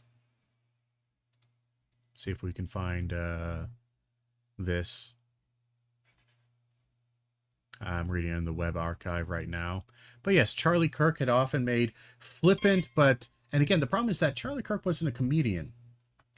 He wasn't even much of an entertainer. He was a political pundit. So a political pundit, when they're saying something, the general understanding is that what they're saying is something that they believe. Oh, God damn it. It just literally opened up. Is that there is a sincere, not just like the comedian who uses a little bit of humor in their writing or in their whatnot to like the grain of truth that helps people identify with this. No, Charlie Kirk, the political pundit, believes in much more sincerely in what they're saying. We're talking a 50, 60, 70%. There may be a little bit of hyperbole, certainly. It's not going to work trying to open it up from the archive link. But yes, he did believe in public executions, especially even for thought crimes and for people who expressed opinions he disliked. I'm actually just trying to see if I can find, maybe we can just do this.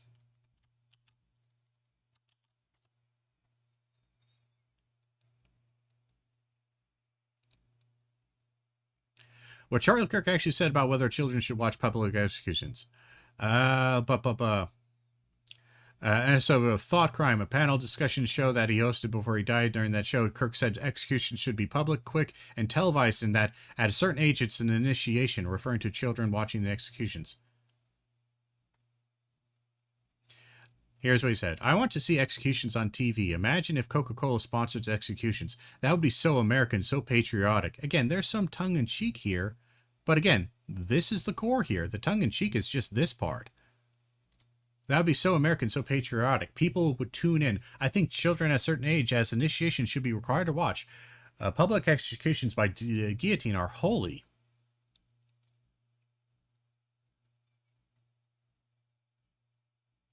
And again, this is along with Kirk and his co-presenter Jack Posobiec, Tyler Bower, and Blake Neff.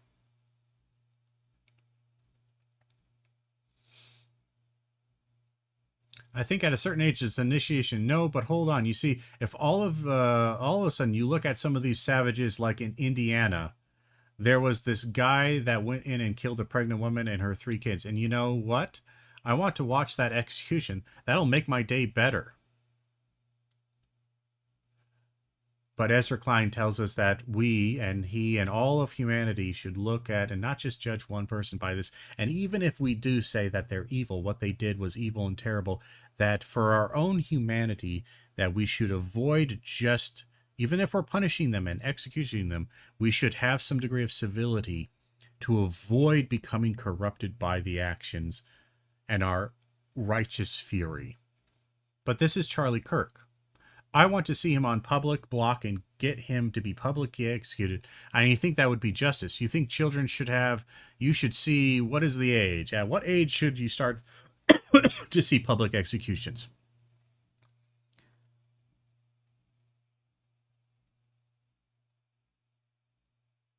And again, he wants it during the Super Bowl. So yeah. He believed in public executions, or that he rejected the separation of church and state. He did absolutely do that. It's that Kirk reveled in open bigotry. Indeed, claims of Kirk's civility are tough to square with his panache for demeaning members of the LGBTQ plus community as freaks and referring to trans people with the slur tranny. Faced with the prospect of a Kamala Harris presidency, Kirk told his audience that the threat had to be averted because Harris wanted to kidnap your child via the trans agenda. Garden variety transphobia is sadly unremarkable. But Kirk was a master of folding seemingly discordant bigotries into each other, as when he defined the American way of life as marriage, homeownership, and child rearing free of the lesbian, gay, transgender garbage in their school, adding that he did not want kids to have to hear the Muslim call to prayer 5 times a day. The American way of life was Christendom, Kirk claimed. In Islam, the sword the left is using to slit the throat of America was antithetical to that. Large, dedicated Islamic areas were a threat to America, Kirk asserted. And New York mayoral candidate Zohran Mamdani was a Mohammedan, with Kirk supposing that anyone trying to see Mohammedism take over the West would love to have New York a prior Anglo center under Mohammedan rule. Kirk habitually railed against black crime, claiming that prowling blacks go around for fun to go target white people. He repeated the rape accusation against Yusuf Salam, a member of the exonerated Central Park Five, who is now a New York City councilman, calling him a disgusting pig who had gotten away with gang rape. Whatever distaste Kirk held for blacks was multiplied when he turned to those from Haiti. Haiti was, by Kirk's light, a country infested with demonic voodoo whose migrants were raping your women and hunting you down at night. These Haitians, as well as undocumented immigrants from other countries, were having a field day, per Kirk, and coming for your daughter next. The only hope was Donald Trump, who had to prevail lest Haitians become your masters. Again, this is just a tiny little bit of what Kirk did on a regular basis. It is insane that Ezra Klein is trying to say that this is doing it right just because he used speech. And again, I'm sorry, like, I understand, like, in the most abstract of senses, Ezra Klein is somewhat right. But to then chastise people so strongly for focusing on the 90% and the 99% and ignoring that tiny little core 1% just feels so utterly wrong.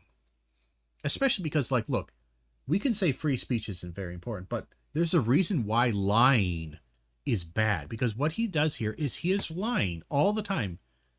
He is lying, misrepresenting, misinforming. The reason why we hate these things is because even though they are not violent, they warp our understanding of reality. They warp people's understanding of reality, that so much so that can cause violence. This is why we discourage lying, why we discourage this kind of activity, is because it is so harmful.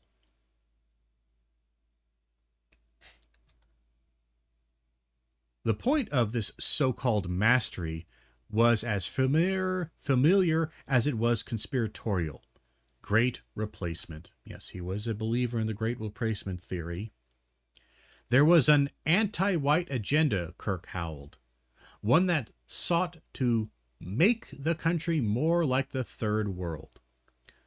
The southern border was the dumping ground of the planet, he claimed, and a magnet for the rapists, the thugs, the murderers, fighting age males.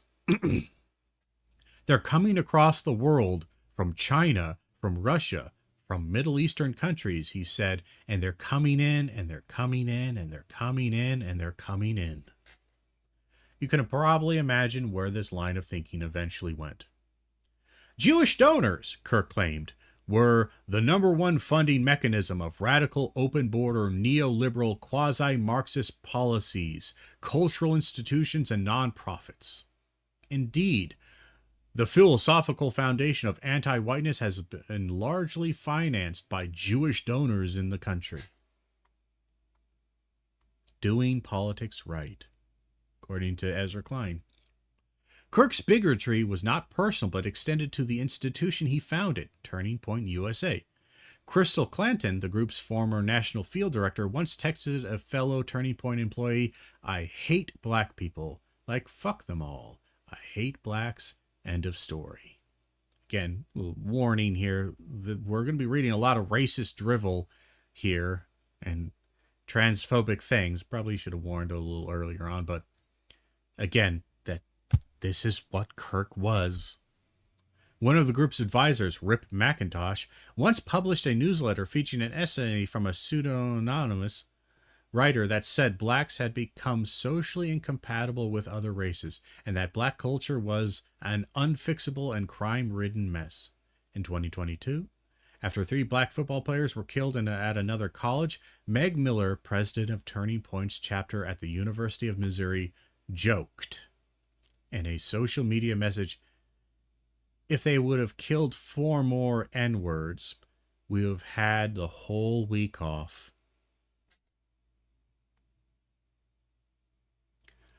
Kirk subscribed to some of the most disreputable and harmful beliefs that this country has ever known, but it is still chilling to think that those beliefs would be silenced by a gunshot.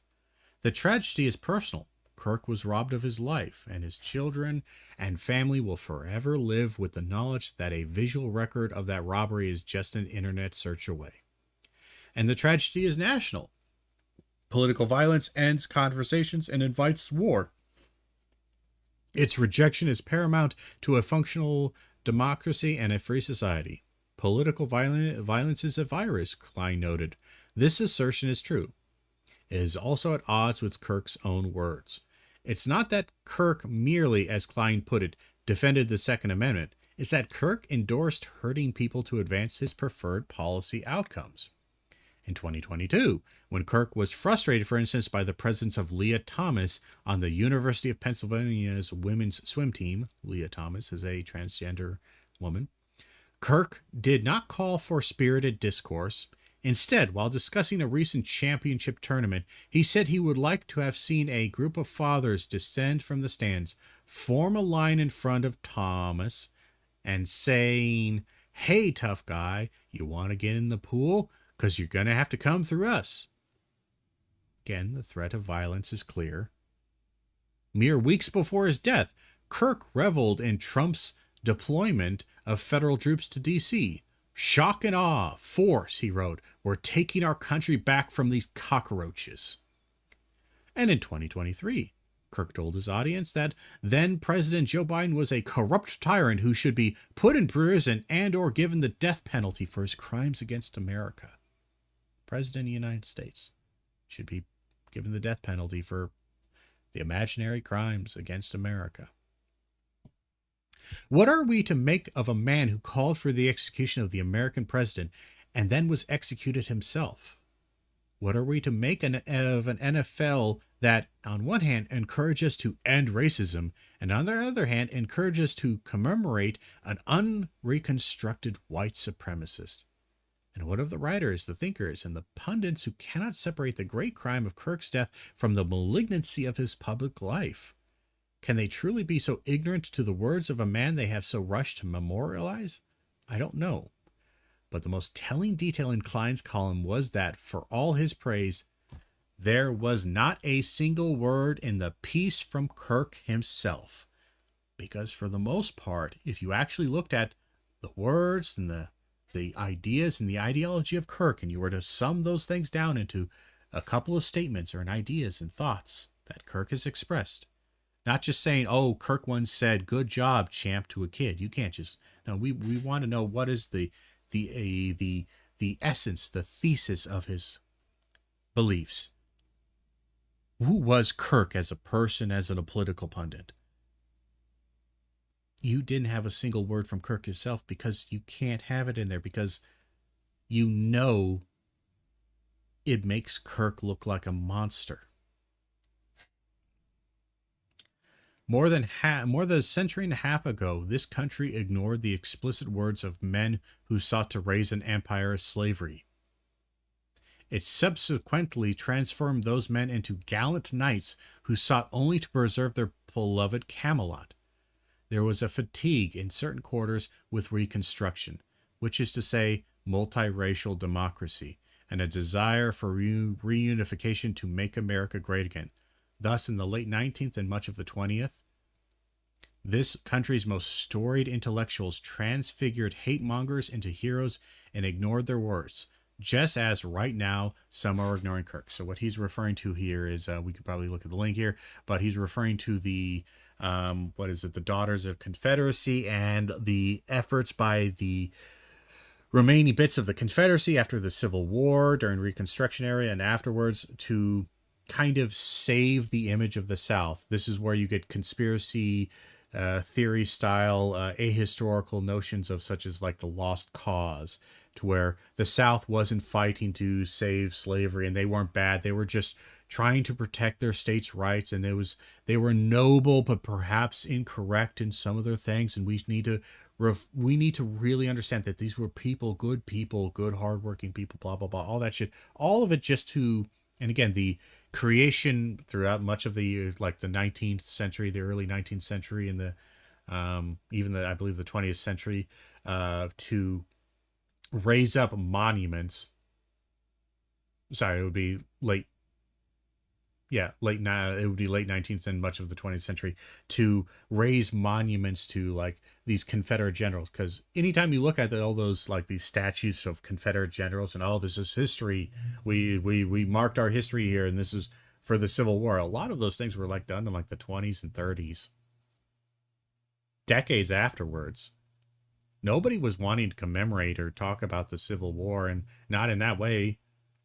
Up until, again, enough time passed, Reconstruction kind of failed, because the South just didn't want to change being racist pieces of shit. And everyone, like he said, a lot of people, North and South, really just wanted America to be great again, and they didn't want to deal with the problems that had been created by the Civil War, so they just kind of papered it over. And then people started creating these narratives, trying to save the reputation of the South. So words are not violence, nor are they powerless. Burying the truth of the Confederacy, rewriting its aims and ideas, and ignoring its animating words allowed for the terrorization of the black population. The imposition of apartheid, he's talking about Jim Crow South, which is apartheid, and the destruction of democracy. The rewriting and the ignoring were done not just by Confederates, but also by putative allies, from whom the reduction of black people to serfdom was the unfortunate price of white unity. The import of this history has never been clearer than in this moment, when the hard question must be asked. If you would look away from the words of Charlie Kirk, what else would you look away from? Again, a strong piece. And again, I understand Ezra Klein, and I understand that kind of instinct and that desire. But as Coates points out quite effectively, again, you can do both. the only reason why you think you can't do both is because doing this by acknowledging what Kirk said, and again, by saying his death was wrong and evil, but what he did was terrible too. And I'm not going to celebrate, but I'm also not going to mourn him. That aspect right there, just trying to be neutral and non-committed, that's not enough. They want you to love Kirk. They want you to do this. They want you to abandon it. They want you to abandon your values, to forget it. Why? Because by honoring Kirk, it allows you to do this. It allows them to more easily pass off the whitewashing of Kirk and the normalization of Kirk's idea, because they want Kirk to become normalized. They want these ideas to be normalized. Because by doing this, it's the first step. It's not a big one, but it's a step to where if you do this, and again, I would simply also ask, and quite frankly, I'm very confident in this, it didn't matter. Again, Democrats, leftists, everyone on Twitter, everyone could, Twitter, X, Blue Sky, whatever, could have immediately been extremely sympathetic or just didn't post anything negative at all, negative or positive. They just didn't. It wouldn't have mattered. It wouldn't matter because, again, the opposition, the MAGA Republicans, they don't need a reason to destroy the left. That's their entire purpose, is to destroy left and to destroy liberalism. That's their whole thing, is to destroy this. They don't need a reason. They don't need to be egged on to do this. And we can see this here. So, we have data from the Cato Institute, which is not a left-leaning institution, by the way. They wanted to look at, okay, politically motivated terrorist killers, data sources, methodology. So, this is the general data thing here. They have determined on the right, and they are they're fairly, again, it's always hard to tell whose ideology is, whether it's right or left or whatever, but I believe they've erred on the side of being fairly conservative in their estimation. So a lot of people who might be not on the left were put into the left. A lot of people who maybe should be on the right were not necessarily put in the right. Again, they also have the distinction of Islamism and the right, which is somewhat true, but we'll read the methodology. My research uses an expansive definition of terror, which is the threatened or actual use of illegal force or violence by a non-state actor to attain a political, economic, religious, or social goal through coercion, fear, and intimidation. This analysis examines terrorism from January 1975 to September 2025. It focuses on political motivated terrorists who have murdered at least one person in their attacks. For attacks that include many terrorists, the number of victims is divided equally among the terrorists in each attack. For instance, World Trade Center attack, 6 terrorists born and murdered 6 people, so each terrorist is credited with 1 death. Those innocent people killed or injured by the police or security forces responding directly to attack are counted as victims of the terrorist attack. Ideologies of foreign-born terrorists are divided into the following categories: Islamism, foreign nationalism, right, incel ideology, anti-abortion, and white supremacy, etc. Left, communism, animal rights, environmentalism, anti-white, etc. Separatism of various kinds, and unknown. Let's see. They then go through sources. They get a fair amount of sources. So let's look at this. So one of the big things people have been talking about is that there's a big distinction between right and left as far as violence. So let's just see. In the modern era. So let's just go from... Let's just say go from Obama era down. So Obama became president technically in 2009 to here. So it's a little hard to search this. So let's just count the numbers here. How many columns do we have here? Let's see, that's 2, 4, 6, 8, 10, 12, 14, 16, 18, 20.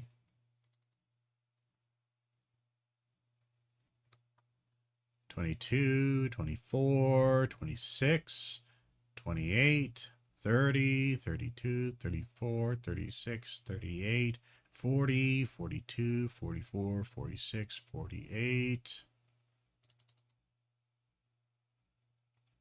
50, 52, 54, 56, 58, 59.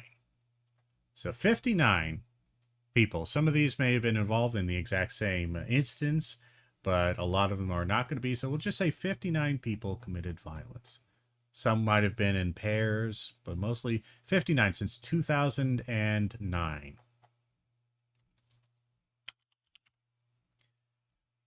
So 59, remember that, 59. All right, so we have nothing here, so we have to literally do it from here onwards. All right, so we have 2, 4, 6, 8, 10, 12, 14, 16, 18, 20. And again, some of these people aren't necessarily like Tyler Robertson being called left. I'm not sure you would call him left. He's going to be kind of more of a centrist and apolitical, just brain-rotted online person. But so let's go with the right. So again, we went from 2, 4, 6, 8, 10, 12, 14, 16, 18, 20. 20 to 59. In modern era, since Obama became president, modern era. 20. So there have been 79 killers of politically motivated violence. Of them, 59 of those killers were right-wing, and 20 were left. That is almost 3 times, a 3-to-1 ratio. At the very least, you could say it's a 2-to-1. If we want to hold all the leftists as leftists, but then take away some of the right ones, because maybe they're not quite right-wing, maybe they're libertarian, even though libertarianism tends to aim more towards the right than the left. So, here it is. Cato Institute, fatalities. They look at the number of fatalities, all told. Again, if we look at the actual thing, and again, here's the other thing we look at. What we might notice is war in Iraq. We had a lot of Islamism, 2001 onwards, and though all of these people, I think this is all, a lot of this is 9/11. Yeah, all these people are 9/11. So that's 9/11. So if we ignore 9/11, you notice, like, again, the left back in the 80s, there's a spat in the left, though this all looks like one instance right here. Hard to tell. But we had some spat in the 80s, late 80s. There's some groups here that did some stuff, some foreign national stuff. Again, this is all one group right there, 78. Again, like maybe late 70s, by 80s leftism, but since then, and I've talked about this, that around the 80s and 90s, the right wing became incredibly violent and incredibly extremism. You just go down the list here. The vast, vast majority, especially if you look at kind of the more modern era, if you will, from Obama onwards. One, we've had so much violence, so much political violence. And I'm sorry, the vast majority of it has been right-wing. We look here. Another study by Emily Kramer from Barnard University. So this was mostly just a research question. What extent platforms? This is just the PowerPoint presentation of it. So, right-wing extremism, a reaction to perceptions of negative change that aims to revert fundamental features of the political system some imagined past state. I do like everyone is also acknowledging that it's mostly fantastical and imagined. But here we go. Threats of right-wing violence, extreme terrorism from the ADL. Again, the ADL has some problems when it comes to, and blind spots when it comes to Israel. They always will. But when it comes to anything else, this is one of the things where, like, this is why you have to take things with a grain of salt and also do your own critical thinking to some degree, but also being able to willing to accept flawed sources when you know that to some degree they are accurate if you understand what their flaw is. So if we look at this, their calculation, total number of deaths, total number of deaths caused by, what are the causes? So this is, the graph is a little bit kind of confusing here. Right-wing extremists responsible for vast majority of extremist-related murders over the last decade. Total deaths include both ideological and non-ideological motivated killings. So again, the reason why they include that is because sometimes somebody like Mike, oh, I'm going to kill this person because I don't like them for their politics, but they also might kill like their family, or they might kill somebody else in the act of it or leading up to it. So 71% left wings include a lot of things, including anarchists and black nationalists, then Islamic extremism. According to the ADL, which tracks this pretty well, perpetrator affiliation, there's been 387 deaths. 71% were caused by right-wing extremism. Mass shootings in America, we have a lot. Mass shootings, 279, 335, 382, 346, 337, 417.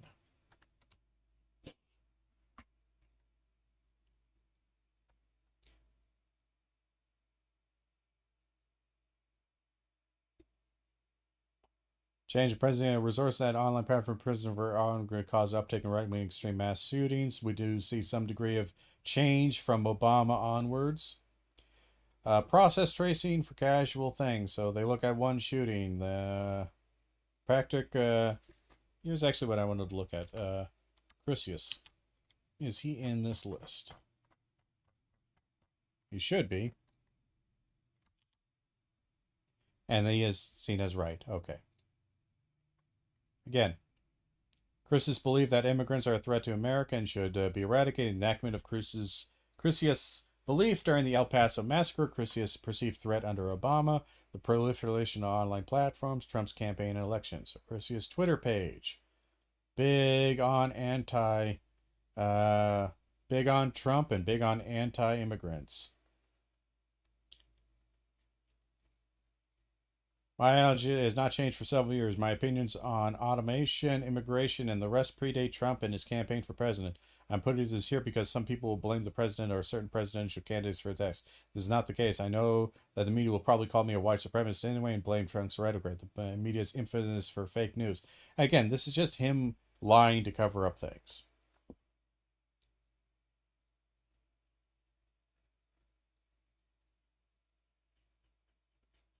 Either way, we can leave that alone. The next thing I was going to bring about is cancel culture. Again, the thing that Charlie Kirk was all against and conservatives getting canceled. Again, after his death, teachers getting fired, professors nationwide fired and disciplined over social media posts. Following the assassination of conservative activist Charlie Kirk, this week educators across the country have found themselves facing swift termination and potential discipline after allegedly sharing opinions on social media about the killing. At least a dozen faculty or staff, from school board officials to classroom teachers, have been met with fallout over insensitive, and I love this, insensitive posts. That's, again, from the conservatives who whined and bitched about snowflake leftists canceling you for your horrific, awful bigotry. When people are insensitive, not even hateful, not even violent, just insensitive, they're getting fired. And then you say that that schools are run by leftists. No, they're run by money. And at least 2 instances, university fired staff members entirely for posts deemed inappropriate. Many other educators have been suspended or under investigation, and the number is likely to grow as conservative online influencers share screenshots. Yeah, there's also been a campaign to hound these people down, creating lists. I've seen multiple of people online, Twitter, whatever, collecting as much information as they can to try to get people fired for being insensitive about Kirk's killing. At East Tennessee State University, 2 faculty members have been placed on administrative leave pending further review. School spokesman Jess Vidon said complaints sent to the university included screenshots of Facebook comments. According to the copies the school shared with NBC News, that one faculty member allegedly made in response to Kirk's death included, "You reap what you sow." Another allegedly wrote, "This isn't a tragedy, it's a victory." Cruel, somewhat celebratorial. This one, you reap what you sow. Again, you spread bad, you get bad. This is not harassment. It is not sensitive to his death, but again, this is not something you should be fired for. This one, that one is distasteful. Again, shouldn't be fired for, but it is distasteful. Voden said, and again, I'm sorry, this is literally the rhetoric of the right does all the time. All the time. All the time. There can't be two standards. There can't be a double standard. Voden said the university had received numerous complaints about the post. Because this is a personnel issue, we cannot offer further comment at this time. Again, they're getting blasted by people online, people who have no connection to this, who have no social or community connection to this, who simply want to punish people because it's fun to destroy. Cancel culture is something people love to do. Middle Tennessee State University fired a staff member, according to a statement shared on Wednesday by President Sidney McPhee. State officials are weighing in as well, with the Florida Department of Education sending a memo to school district superintendents Thursday, threatening investigation and disciplinary action against educators who have commented on Kirk's death in a manner it deems inappropriate. So much for small government and state overreach and government overreach. It has been brought to my attention that some Florida educators have posted despicable comments on social media regarding the horrific assassination of Charlie Kirk. Notice again, they didn't do this for Hortman's assassination, who was a political figure, was a representative member of our government, was brutally murdered. They didn't say shit about that. But Charlie Kirk, just another civilian. He's no more or less important than any civilian that has been killed by police that they have made fun of, whether it's was it Trayvon Martin? I just literally lost the name of that the guy who had his neck knelt on and murdered by Derek Chauvin. Literally just left my mind. But again, they plenty of evil, horrible things said about that. Nobody cared. I will be conducting an investigation of every educator who engages in this vile, sanctionable behavior. Bet you $20 she has a Twitter that's filled with all kinds of transphobic, hateful comments. Let's see.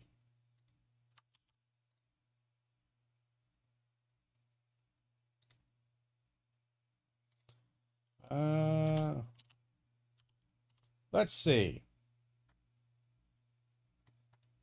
I'm not going to show it up on here unless there's something very specific to call out.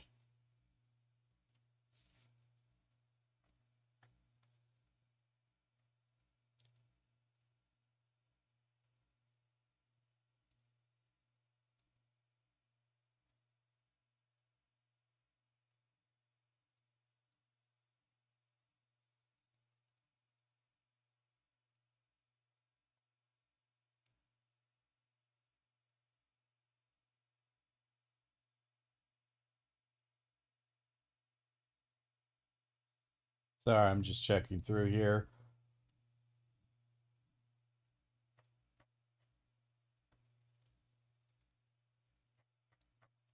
And we got to get past all the posts about Charlie, because I want to see what he says about.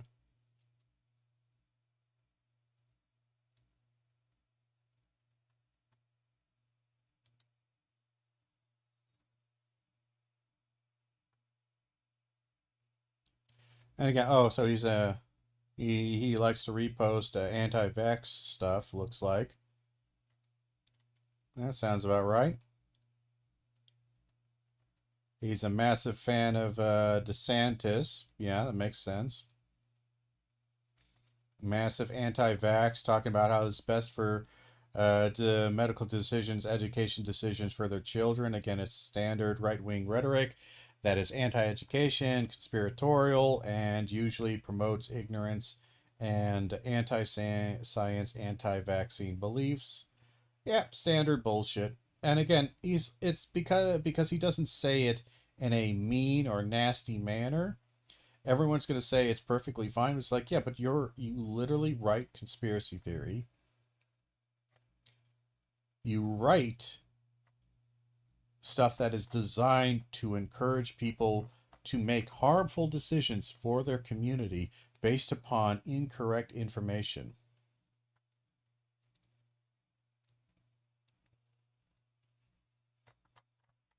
So again, yeah, it's just as evil. Let's see. Oklahoma State, Oklahoma is also the one we put out an article talking about the Oklahoma teachers education loyalty oath test that was designed by PragerU. There's an article up on the Substack talking about that one. Oklahoma State Superintendent Ryan Walter similarly promised to investigate teachers making incendiary comments on social media about Kirk's death, and he confirmed his department is investigating one middle school educator called out on X. Kirk, 31, was shot and killed. We don't care. I just don't. Sorry.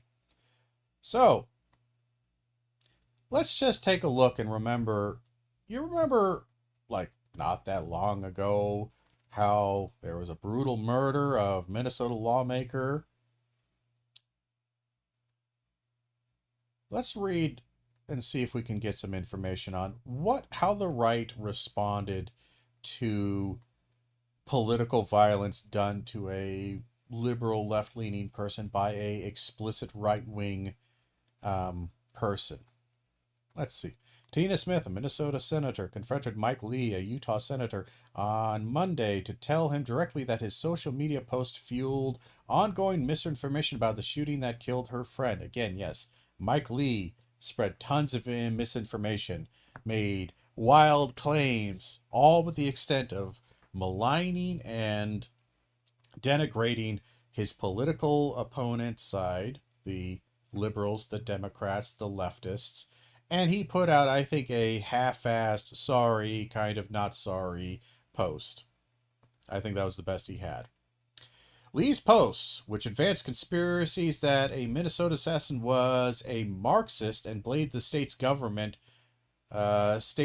for Melissa Hortman's death. Again, he was also posting stuff that connected to Tim Walz, I believe, because the assassin had been opponented by Tim Walz's predecessor, and Tim Walz, when he came in, simply reconfirmed the guy once for and again, it was like a community committee panel. Like, it's not even really that official. It's just like a community safety panel to where they just have members of the public serve on a committee to talk about what the community needs for safety. It was a non-assignment, but they wanted to present it like he was a political ally of Tim Walz, and maybe that Tim Walz had helped to encourage or use this guy to assassinate political opponents.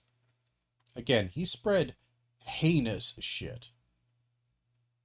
Were among the many threads of false, speculative claims swirling online after the killings.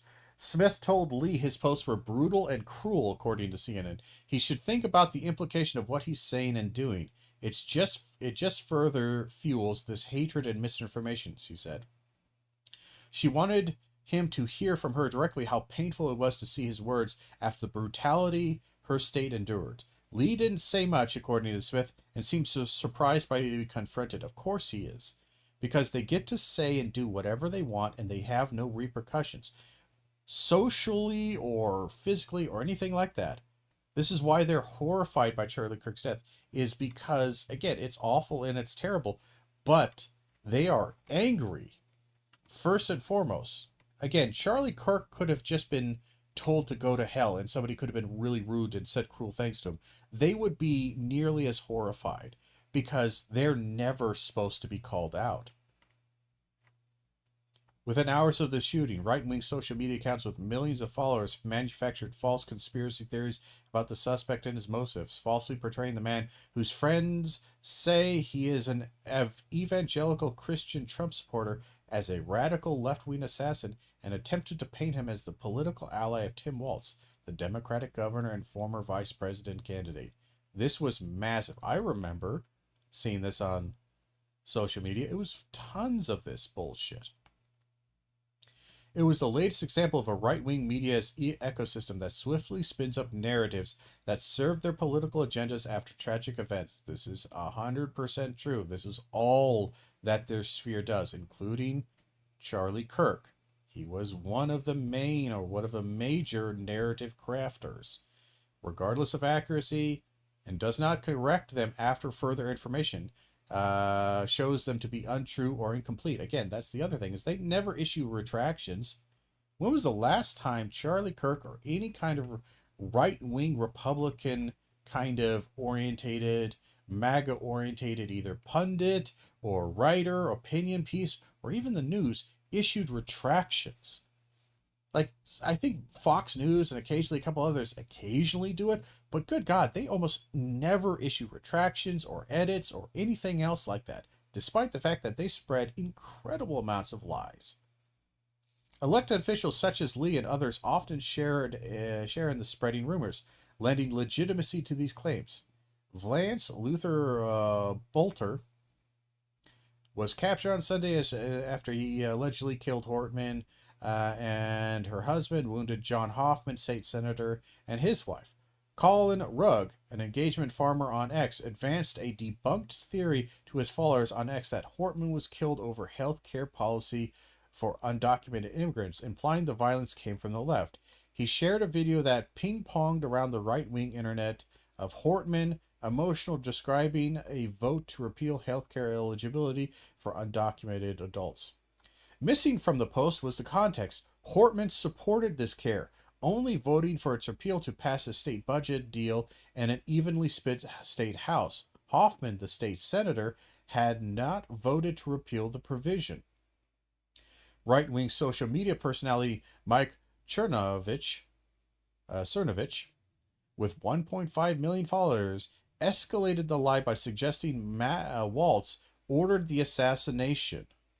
He hasn't taken the post down and has continued to advance the claims. Posting on Monday, Democrats know they are now seen as the party of political violence, so their propaganda agents are trying to shift the blame.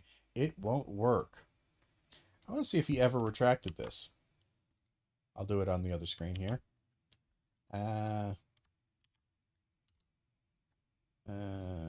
Do that.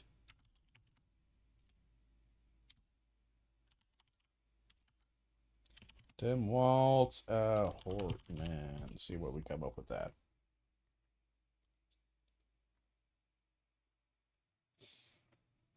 Did he ever retract this? I don't think he did. I think he kept it going. I think he still kept it going.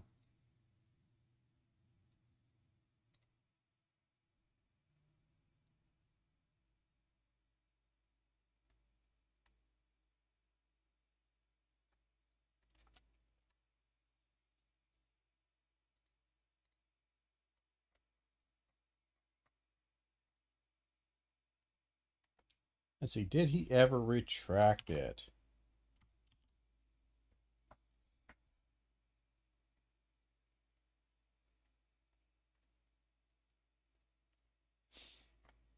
I don't think he ever did.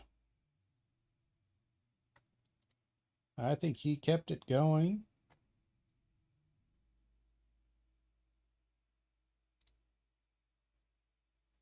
Yeah, no, all of them did it. So again, him, Colin Rugg, Laura Loomer, Elon Musk, they all pushed this same bullshit.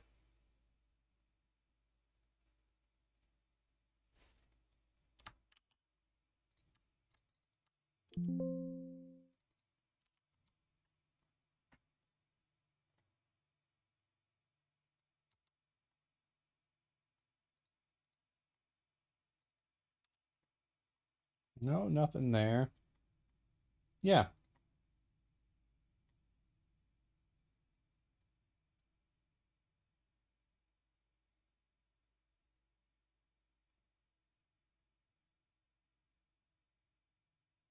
Yeah. They lied a lot.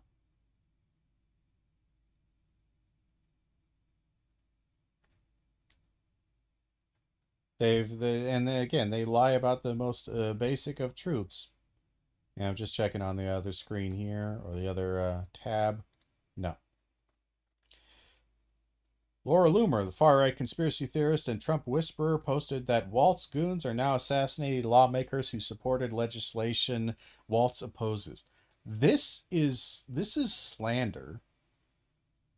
This is libel. This is absolutely something that Laura Loomer should have been sued for immediately. And it's an incredibly incendiary, incredibly irresponsible, and incredibly stupid thing to say. It is a vile, and it's directly trying to say that these people, again, I'm sorry, somebody who is calling and directing assassinations of other people, this gives people the ammunition to think that person is acceptable to target with violence. They're using violence to assassinate they don't like. That's okay to use violence against them. This is it. They called it a terrorist organization. Lorem and others on the right also tried to tie Butler to the No Kings protest against Trump administration. And again, this was part of his attempt to try to false flag this. He was going to kill these people, leave behind signs like "No Kings" at the killings to some degree, or post them around there, something like that. That's my general idea, is that he had these in here. He wasn't a member of the No Kings protest at all. He just simply had rudimentary signs he made himself and printed out, which sounds like, again, he was probably going to either try to present himself as a protester or to leave evidence like that behind to make the, again, police think that it was a No Kings protester. That's why he wore a mask and a cover and all that to hide it.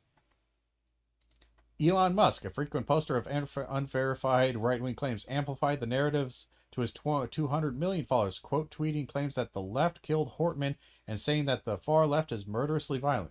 The lies ignore overwhelming evidence of Bolter's actual politics. His roommate, David Carlson, told reporters that Bolter voted for Trump and was a strong supporter of the president. Other longtime friends told local media Bolter was right-leaning. While Minnesota voters don't list party affiliation, he was a registered Republican in Oklahoma in 2004. Bolter's own recorded sermons exposed his extremist views. Preaching in Congo in 2023, he recorded saying the churches are so messed up they don't know abortion is wrong. He ranted against LGBTQ people as confused, claimed the enemy has gotten so far into the minds that their soul. He alleged his alleged hit list included abortion providers and and pro-choice advocates, along with other lawmakers, I do believe. Like, this was a hit list against this, and somehow they say, no, left. Van Orden's assassination mockery is a dangerous sign. The horrific assassination of Minnesota's Democratic legislative leader Melissa Hortman last weekend left people across the country in a state of shock and grief. The problem is that it did, but not for a lot of Republicans. A lot of the right-leaning didn't. But just across the border from Hortman's home state, Wisconsin Republican U.S. Representative, and again, this is who it's doing. Like, they point to the left and they point to some random douchebag or some random political pundit at the best, or some late night TV show host who said something bad. These are representatives who have power in government who are saying shit. Derek Van Orden seized on the double murder of Hortman and her husband Mark, who were shot dead in their home, and the near fatal shootings of Senator Hoffman and his wife Yvette, to mock Democrats and try to score political points. Van Orden falsely characterized the suspect shooter, a right-wing religious fanatic on mission to murder Democrats and abortion providers, as an anti-Trump protester who decided to murder and attempt to murder politicians that were not far left enough for them. This wildly misleading analysis came straight out of the MAGA and alternative reality machine on social media, where Minnesota Reform editor J. Patrick Kulikan wrote, right-wing influencers began peddling misinformation about Hortman's murder just hours after it happened. Van Orden, I saw these things pop up on Reddit. I saw them pop up on the R Conservative, because I sometimes go to the subreddit Conservative and other places. There was tons of engagement and tons of people who, at best, they were maybe saying, it might be a little early to say, it's kind of odd to see this, but maybe he wasn't, like, maybe we shouldn't be too much. But honestly, they got some upvotes, but the vast majority of people in engagement and comments were absolutely running with it, gleefully running with it. Van Orden was not alone in helping to spread those fires. Wisconsin's former Republican Scott Walker, Republican Governor Scott Walker, also did his part. In a now deleted X post, Walker wrote that if the assassination ends up being done by an ultra-liberal activist, watch for many on the left to be silent or even justify it. Wrong. And here's Scott Walker, what his post was immediately after this. So, if what appears to be a politically motivated assassination ends up being done by an ultra-liberal activist upset by the lawmakers' votes to end taxpayer-funded health care for illegal immigrant aliens, watch for many on the left who silent and justify it. Wrong. It is now clear that the suspected murderer, Bolter, was a Republican who, as an evangelical Christian minister, gave sermons railing against abortion and LGBTQ people. Walker at least had the good sense to take down his post, lapsing into silence he predicated many of the left would observe. Mike Lee of Utah was shamed by his colleagues into taking down a similar callous post in which he blamed Marxists for the murder and appeared to gloat that this was a nightmare for Waltz. Van Orden, on the other hand, doubled down. I stand by my statement, he wrote on X after the U.S. Representative Mark Pocan chastised him for replying to Waltz's remembrance of Hortman by saying the Democratic governor is stupid and a clown.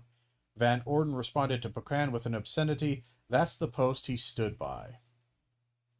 Van Orden, who attended the January 6th rally in Washington after President Donald Trump lost in 2020, is hardly a model of statesmanship. His boorish behavior in Washington is more than one occasion has embarrassed our state.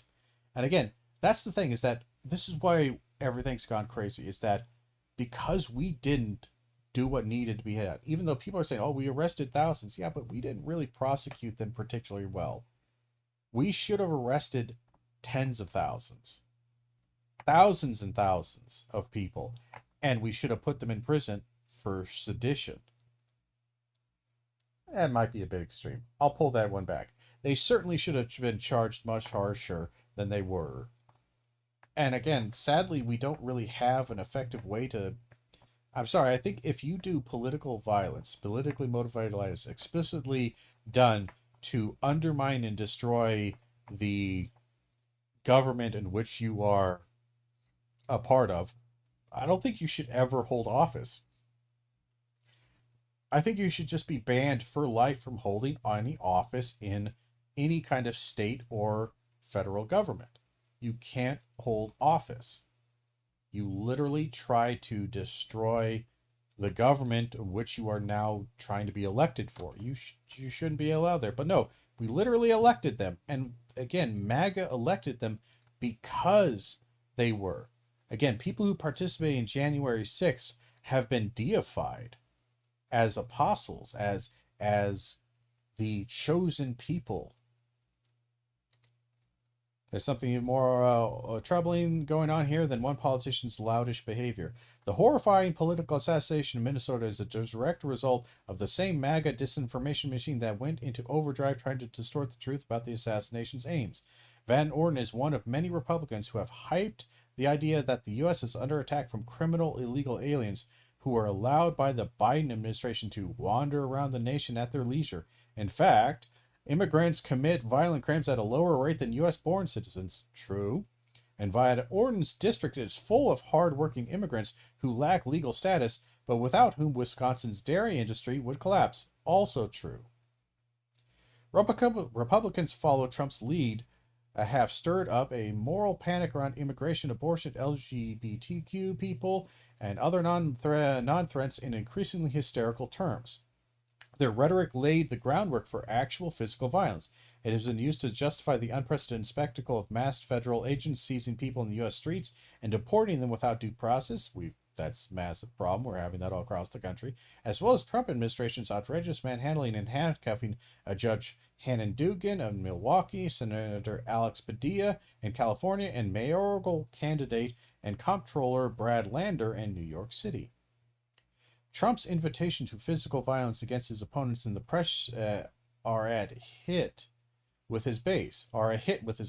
It seems inevitable that the eventual someone would take him up on it. Adding fuel to the fire, Trump's MAGA minions have made this his sociopathic callousness part of their brand. Trump refused to call Waltz after the murders in Minnesota and instead took a gratuitous swipe at the man who campaigned against him as Vice President Kamala Harris's running mate in 2012, calling him whacked out and a mess. I could be nice and call, but why waste time, Trump told reporters. In terse statement, again, these are the types of people, and they follow Trump, and they follow Trump's behavior to a T. These are the people that Ezra Klein are telling us, well, we need to come together and see our equal humanity. Trump and MAGA see being human to their opposition as a waste of time. In a terse statement, Waltz spokesperson Teddy Tishan explained why Governor Waltz wishes that President Trump would be a president for all Americans, but this tragedy isn't about Trump or Waltz. It's about the Hortman family, the Hoffman family, and the state of Minnesota. And then, to put on to this, again, the idea that leftism is the problem in universities. UC Berkeley shares 160 names with Trump administration in McCarthy-era move. University of California, Berkeley has given the Trump administration the names of 160 faculty and students as part of an investigation into alleged anti-Semitic instances, a move a targeted scholar likened to practice from the McCarthy era. So again, these names of these people, they were not told until they was already being sent that they were being investigated by the university, which means that they weren't given a right to defend themselves by the university. They were simply, Trump administration asked for names of people, and the university did a quick half-assed investigation of it, not really even investigating, just anything that could possibly be, and gave 160 names to the U.S. government for the U.S. government to target, harass, and investigate prejudicially to find whether or not they had been anti-Semitic, so-called. And again, anti-Semitism, Trump doesn't care about this. The administration does not care about this. What they care about is harming left and liberal institutions, and they'll do it by any means necessary. UC Berkeley, a top-rated public institution, sent a letter to affected members of the campus last week disclosing that university lawyers had included their names in reports to the Department of Education's Office for Civil Rights. The Education Department had been targeting colleges across the country as part of Trump's aggressive crackdown on pro-Palestinian activism, international students, and academic freedom. Judith Butler, a prominent feminist philosopher and queer theorist, received the letter from David Robinson, UC Berkeley's chief campus counsel, which said OCR was investigating allegations of anti-Semitic harassment and discrimination and required production of comprehensive documents. Again, they made a request. University of California, Berkeley doesn't necessarily have to give this immediately. More importantly, even with working with them, they should absolutely have notified that they were investigating or that they had this investigation. So the rights of them as a basic right to defend yourself against false accusations was never present, and they were never able to do that. Instead, they just university grabbed names, gave them to government, and now the government's investigating it. Butler, a Jewish scholar who has been critical of Ezra, said on Friday that they had questioned Robinson about the disclosure and said he provided no information on the specific allegations. Again, We have a right to know the charges against us, to know who has made the charges, and to review them and defend ourselves. So they don't even know. They don't know what the incident was or whatever charge was that the university found or manufactured or heard as a rumor. They don't know. They were never allowed to give defense to the university before they already sent it off to the government. And the government, especially under Trump, is looking for any reason to crack down. This is a massive, massive violation of their basic rights. But none of that has happened, which is why we're in a Kafka land. It's an enormous breach of trust. Not just a breach of trust, but again, how can they defend themselves against allegations effectively if they don't know what the allegations are, and they can't know until all of a sudden they're at their doorstep? It's after the fact. It's guilty, then they have to prove themselves innocent after the fact. UC Berkeley, Butler noted, was home of free speech movement in the 60s. UC Berkeley, we don't need to hear any of that. It's whatever. UC Berkeley officials confirmed on Friday that 160 people, including faculty, students, and staff, including students, and they weren't informed either, had received letters warning the disclosure, and said this decision to send the information to the Trump administration was made by the University of California's system-wide general counsel. So again, they were already sending it off. They weren't given a warning that your name may be included. You have a right to defend yourself, to get your name off this list by providing evidence and or whatever to prevent this. No. The investigation is already concluded on their end. Now they're handing it over a list of guilty, because that's how it's going to be perceived by many people in the government and in this institution, I forget the acronym, and by the Trump administration, is that these 160 are already guilty. And that's how they'll sell it.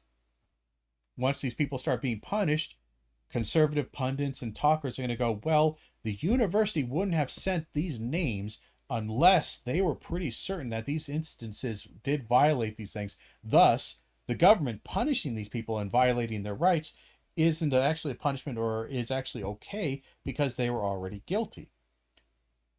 But again, this is assuming that UC Berkeley gave these people ample time and notice and the ability to defend themselves in the university system against these charges. That may be false. They may be completely made up wholesale. They may be misunderstandings. Any number of things. They were not giving any chance. So again, this is how consent is manufactured, is that an action has happened and then a secondary action happens that can only be justified if the first action was true. But the first action was done fast and done without proving its truth or not, and thus now people are looking at, will have this instinctual thing. It was like, well, they wouldn't have done X if Y wasn't true. So they automatically assume, they consent to the action of X based upon a manufactured bullshit where Y was presented, shunted off quickly, and they just assume it's true.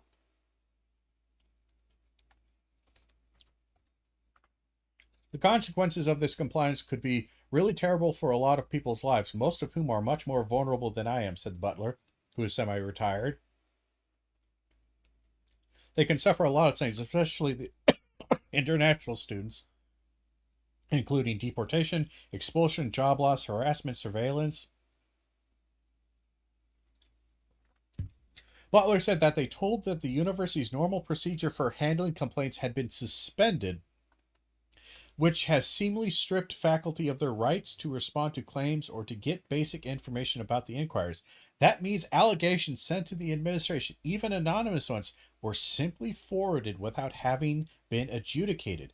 We don't know whether we ourselves have been accused of anti-Semitism or whether our name is simply associated with the allegations. So even then, of the 160, again, nobody knows. You could literally be on this list just as somebody who was present during the anti-Semitic account, not necessarily the target or the perpetrator of it, but you don't know, because the administration in an attempt to bend over backwards for Trump and authoritarian fascism, and to avoid any uncomfortableness with like Colombia or whatever else was happening. To avoid that, they're doing something that is incredibly not just unethical, but also this is my exact example of what conservative ideology and how conservatives, what they push for and what they want, how it doesn't work, because you don't get guilty people this way. You don't get guilty people or anything. This doesn't work. This isn't how you do this. Not even like from a moral standpoint, just from a functional, I want to catch bad guys. I want to catch bad guys, and I don't want to punish innocent people because that would be stupid. We shouldn't punish innocent people. I just want to catch the bad guys and make sure we get all of them. This right here is not how you do things. This isn't how you investigate, how you find things. This creates more chaos, confusion, and breaks systems. But again, they don't know how to do systems. They don't know how to work. They don't know how to do things. UC Berkeley's counsel declined to share with Putler the contents of the files sent to the Trump administration, they said. With the materials now in the hands of the federal government, the disclosures raised concerns about violations of Sixth Amendment rights for people to know charges against them, they added. Yeah. A UC Berkeley spokesperson declined to comment on Putler's claims, referring to the office of the president. Like all public universities, University of California is subject to oversight by state and federal agencies. UC spokesman for the president, Rachel Zentz. Our campuses routinely receive document requests in connection with government audits, compliance reviews, or investigations. This is fucking bullshit. They're trying to rope in basic like audits of like tax information, basic compliance reviews, making sure that you have the appropriate number of fire hydrants, shit like that. And investigations, yes, you do get requests, and when you fulfill, but you have to fulfill those requests in an effective and clear manner, because this is also, let's just say you want to get rid of anti-Semitism. Here's the problem. You sent 160 names and 160 files of bullshit that hasn't been found to anything. Like, for all you know, half these instances might actually have been made up whole cloth. So you just sent and wasted. You're going to waste the federal government's time, the investigators' time. You're going to muddy the waters as they have to try to figure out which of these things are true, which are they not, because you didn't do any even the most preliminary of investigations. And even if you don't come to a conclusion, because that's not what you're supposed to do necessarily, because you're just going to file a report, you could at least include, okay, and here's the claim, here is this person's allegations, what they said, here is this person's defense, here's what they said actually happened, here's we have found some video evidence here, and here's a video of the incident that we talked about, blah blah blah. Again, they don't have a huge amount of information. So again, all this does, the only way this works is if you're a cruel and stupid person who does not distinguish between guilty and innocent, and you're just simply looking for names to punish. That's why when I say they don't know how to do stuff, they don't know how systems work. That is my biggest criticism of this kind of political ideology. Our campuses routinely UC is committed to protecting the privacy of our students. You violated that. Faculty, you violated that. And staff to the greatest extent possible while fulfilling its legal obligations. You can fulfill its legal obligations and protect these things. You did protect these things while fulfilling your legal obligations. You are in error.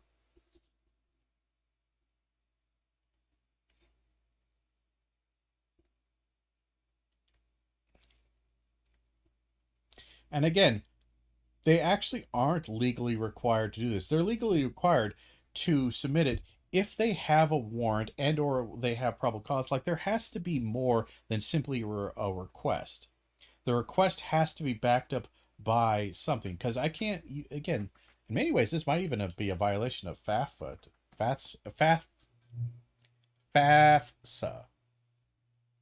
Or FAFSA, sorry. No, that's federal student. What am I? What am I thinking of? Why is my brain not working today?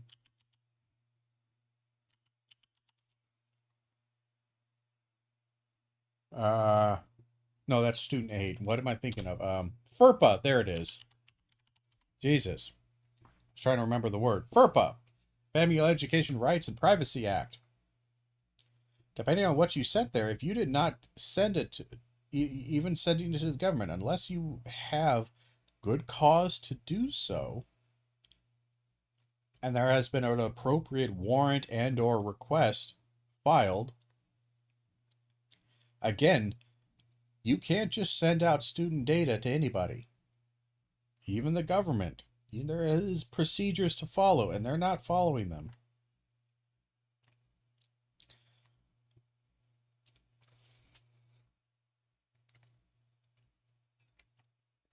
Sorry, getting a drink of water here.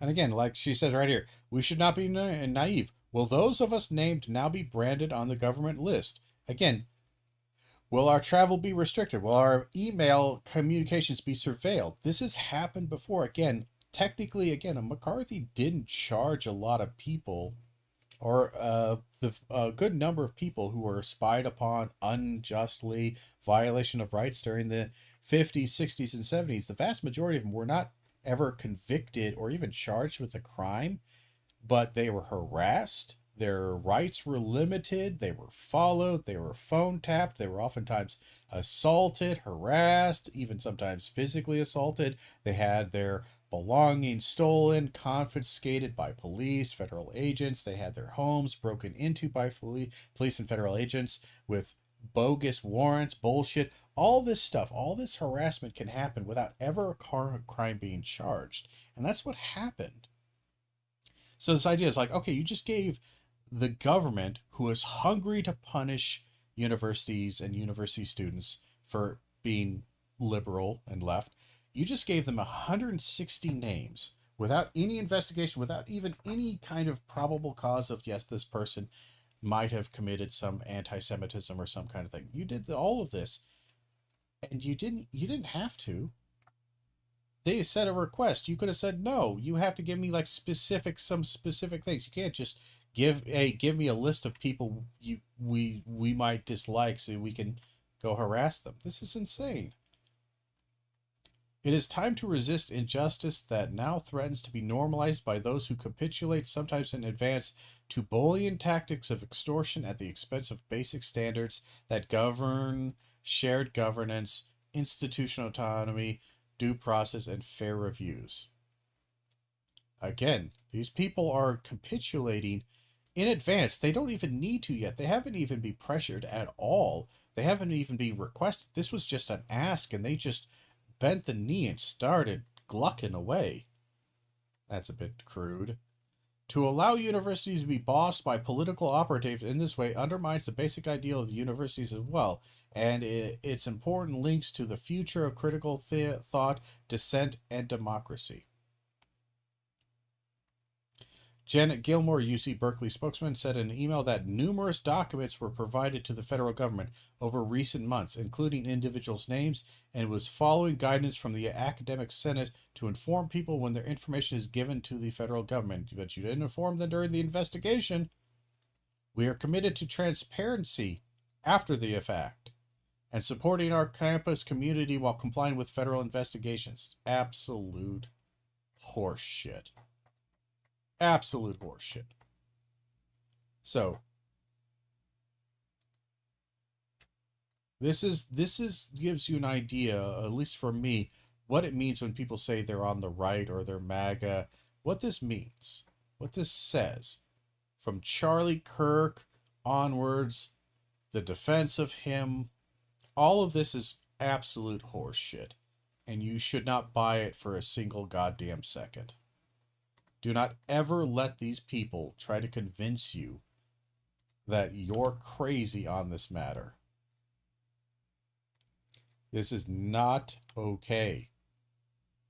This is pretty bad.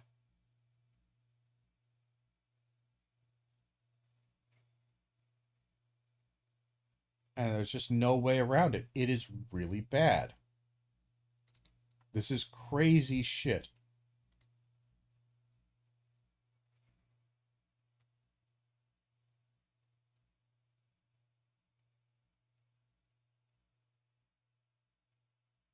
I think basically everyone did.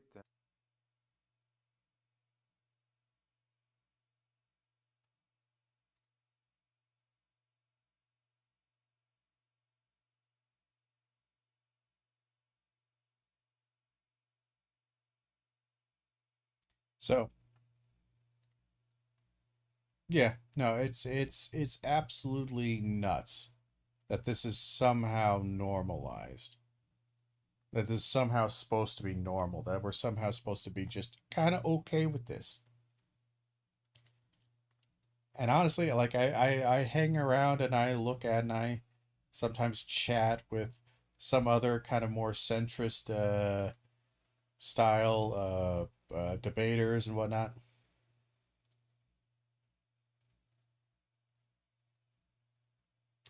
But I don't know. It seems rather silly. Um, give me one moment here. I got to step away for a second.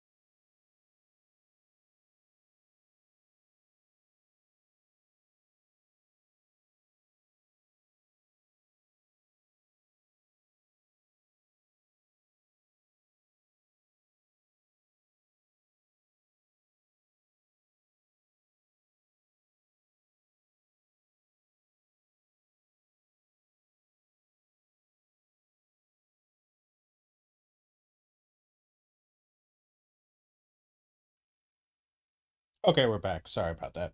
Had to step away for a second.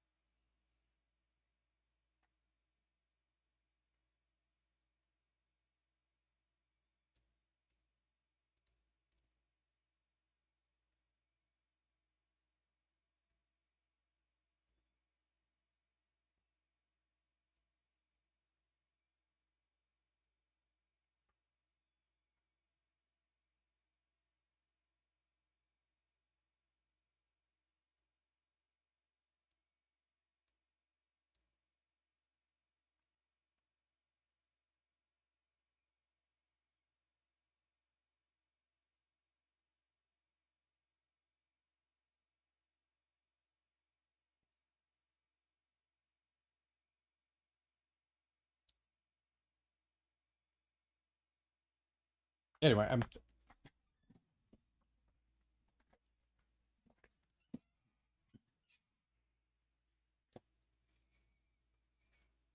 I think about maybe joining in a discussion here that's happening on another streamer's channel, argument, debate kind of thing. So maybe we'll do that in a second.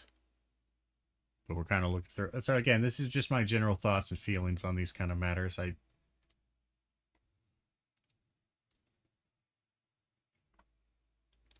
don't know. It's bad.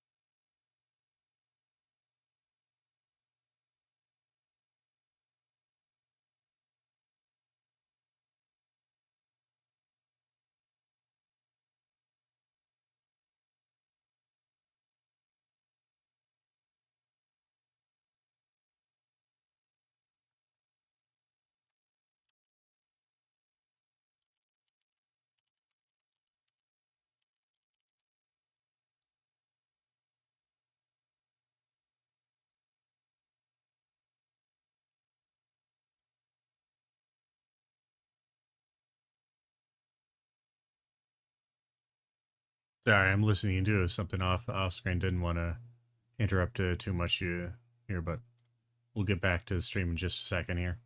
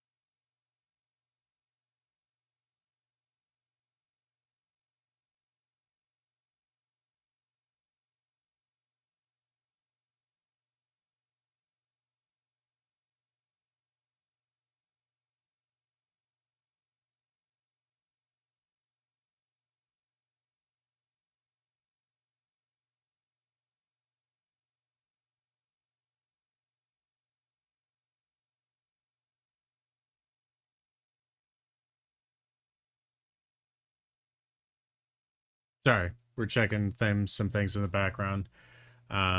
Stream's kind of on pause right now.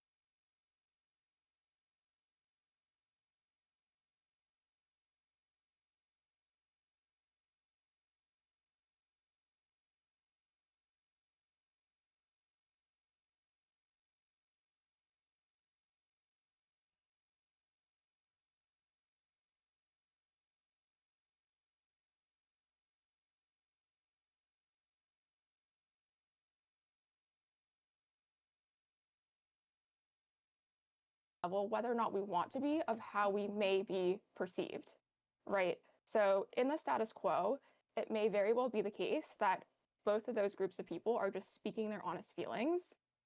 The problem is that the level of thought that is put into it is different, right? So if I'm a private citizen and I just tweet out some kind of statement of, like, I don't know, honestly, it seems like he kind of is a victim of his own advocacy. As a result, the video is gross, but I don't care some kind of way. That very well may just be that person's reflexive response. Kind of like there's no way to necessarily attach some kind of truth value to that because it just is. It's not right, it's not wrong, it just is. Comparatively, public figures, because they know they're public figures, will write out these carefully crafted statements that are meant to sort of preempt any ways in which their words could be twisted. Now, the problem becomes when we treat with more blame than they may actually deserve. Because the reality is that, like, private citizens, they may have some kind of reasonable expectation that others will see their statement, but I don't think they have that kind of awareness of just how far the misinterpretations can run. Because the reality is, it's like, I think his point was kind of, people put these kinds of statements out there. It may be that there's a clear emotional charge to it, but that emotional stance is not tightly held, right? It's kind of a loose commitment and just what they immediately felt. And then secondarily, their feelings on the topic may be much more complex, and all we're getting is what is the feeling that dominates maybe 60% of their total emotional feelings on the subject. Does that make sense? Yeah, so let me sort of address some things I'm hearing. So the first is that people are being treated on an even playing field as between public figures who are more careful or deliberate about their statements as opposed to private citizens who maybe aren't as schooled or like a little bit more naive or Bambi-ish in their statements.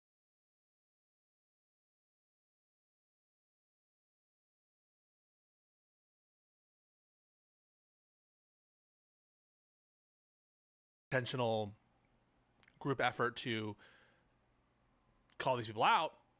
Now everyone is being held up to this very high standard, including private individuals, and they might be fucked over, even if they never kind of intended the most malicious part. I'm hearing, right? Yes. I'm also hearing that, like, therefore, by it's putting these people at risk, or everyone at risk, because it'll be easier to, I guess, use that contrast to, in some way that contrast will make it easy, like more dangerous for the rest of us. I have some objections, but I just want, like, the first is I think it possibly proves too much, and I'll give you an example. Like, that would justify not condemning 9/11.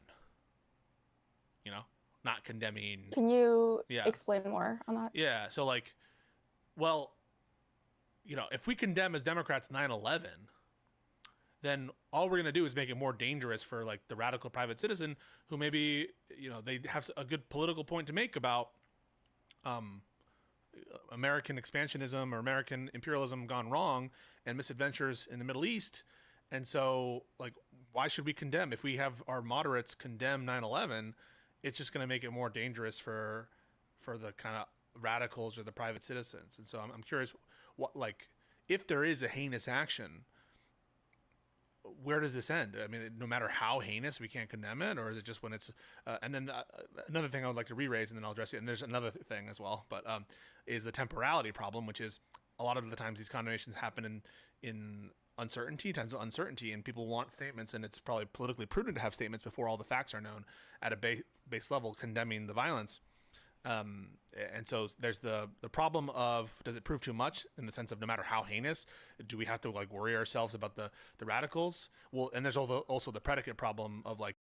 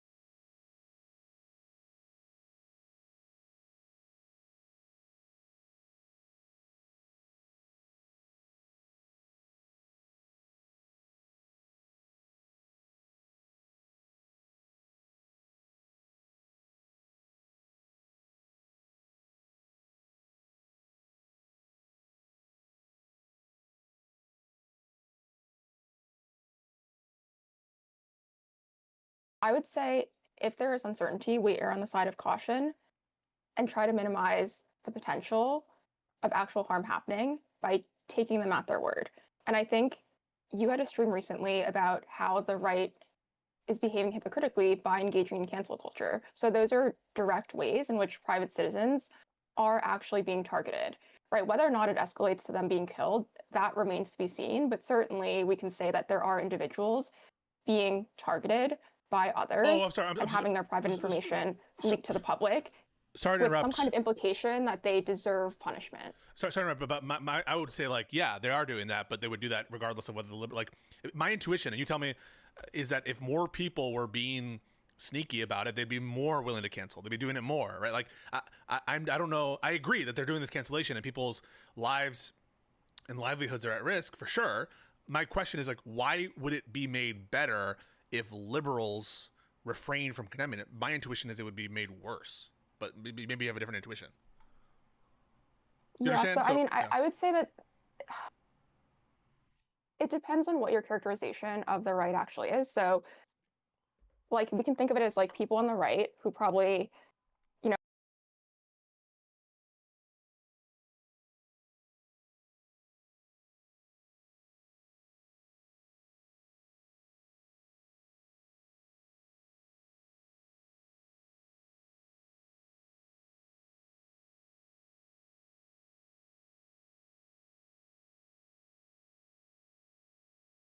try.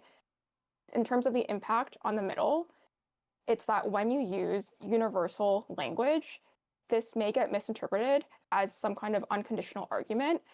And that universal, like that kind of unconditional argument gets used as proof, whether or not you intend it to be by the right, that we agree with the overarching narrative. Like, I agree that it's really, the disagreement is pretty small because it's functionally a question of how do you thread the needle of saying you disavow political violence, yet simultaneously that we should keep in mind that the other side is probably more responsible than we are, and that the large improvements that we wish to see cannot be accomplished unilaterally, right? How do you essentially give the apology that's like, I'm sorry, but What's the apology, though? blah, blah, blah. I know you're just using the word apology, but, like, I don't know why the left should apologize for this at all, liberals included. I think there's a conflation here between apologizing and condemning. Like, I condemn things that I'm not responsible for. Like, I condemn 9/11. I'm not responsible for 9/11. I condemn, January 6th. I'm not responsible for 9/11. And so, like, I don't know that there's this. Why should it? People shouldn't feel like it's an apology. Just condemn it. Like, I don't know. Like, and I understand this. Maybe it's impossible to prove that it's your intuition that, look, we're hanging them out to dry, these individuals. But I just don't see why. I feel like my point is, like, the right is going to go after the most unhinged takes, private or public figure, no matter what. And if anything, like, the fact that we have massive, almost universal condemnation for major left-wing figures on the shooter is, like, better protects the left than having a kind of equivocal stance. Or by equivocal here, I don't mean that both sides are equivalent. I'm using the actual definition of equivocal to the chat, because sometimes people don't misunderstand those words. If you have an unclear stance, and in that ambiguity, it feels as though the right is going to be able to apply it to more people, and to be more like the fact that we have such a strong amount of people condemning the violence and saying it's gross feels like it's some form of protection or shield, as opposed to everyone kind of just being like, who can say if it's bad? Sure. So I mean, I think it seems like you and I agree that the right will weaponize whatever they can get their hands on. So it's not really about impact to them. It's really a question of how can you engage with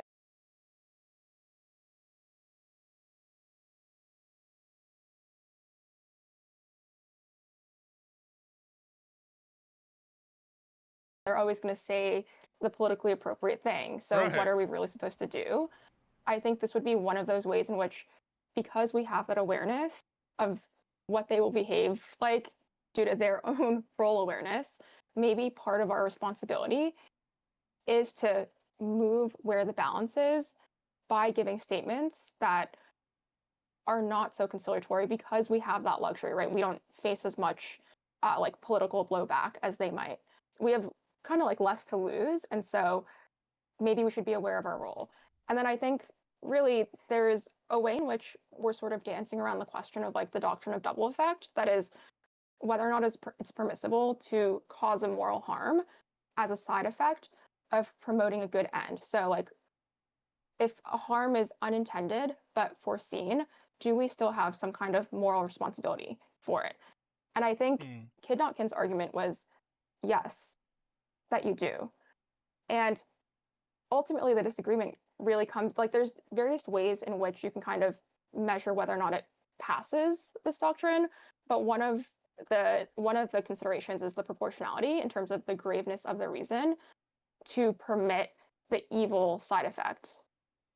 Right. So it may just be that his understanding of just how bad the situation is slightly different than yours, in which case, proportionally speaking, he thinks like that changes what his risk appetite is and what side effects he thinks are permissible. Does that make sense? Yeah, that we have perhaps we have a different conception of the potential harm or potential, and that's informing our outcome here. But I just that could be the case. I think that there's quite a big risk, and I think that risk is made worse if people say things that are unhinged and what I take to be untrue and wrong, right? Like, I also don't know that it's bad to try to encourage people not to be celebrating the death of others, like, right? Like, or sorry, the murder, the killing, assassination of other people. Like, I think there should be a social stigma against that, right? Do you agree or not? Yeah, there should. I think maybe his point is just how can we give statements that, like, maybe it's like it's important that we don't just give them what they want, that we try to move the narrative closer in the direction of what they think the arc of history has been, right? Because I think the concern is that when we say, oh my God, political violence is always wrong, how terrible, that just becomes more proof in their minds where they're like, you see, even they agree, right, that it's so wrong. And yet somehow they always keep doing it. Isn't that fucked up? And so it's more so like, did you see what Elizabeth Warren kind of said on the issue? She was like, Trump, like blame Trump or something. What did she say? Yeah. So she's like, so she says she essentially like does both. And maybe that's what the prescriptive here is.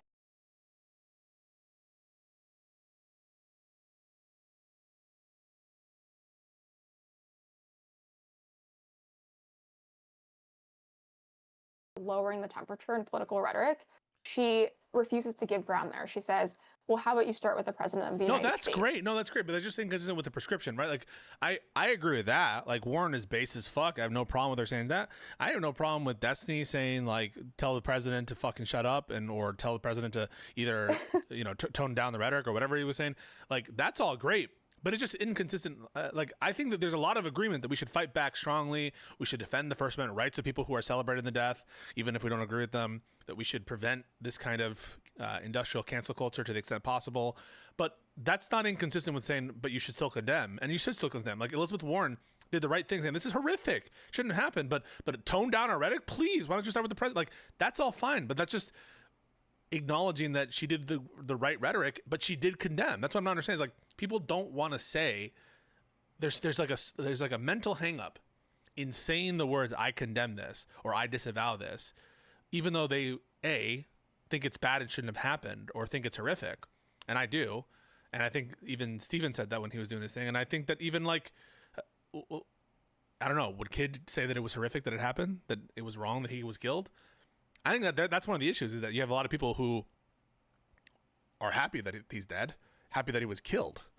And if that's the case, why should we like at all be thinking about them over us in terms of weighing the risk here? And I'm just not convinced, A, that we're even increasing their risks by having that contrast, B, that there shouldn't be some social stigma attached to them, or C, that we're all made more at risk by just saying something that's true. And if all we're going to say is like, say something that's true, that is condemned, say it's evil, say it's bad, say it's horrific, and then move on and point out the hypocrisy and double standard and violent rhetoric on the other side, that's all fine. But it's just compatible with the notion of condemning it, as opposed to staying silent and waiting for a reporter to fucking ask you, and then you look like a jackass because you don't condemn, or you're like, I'm not going to condemn until everyone does on the other side, and like that, then the coordination problem becomes bad, and that now you look like an asshole because as an individual, you're going to stand out as compared to Joe Biden, as compared to everyone who has a massive incentive to do this. And so,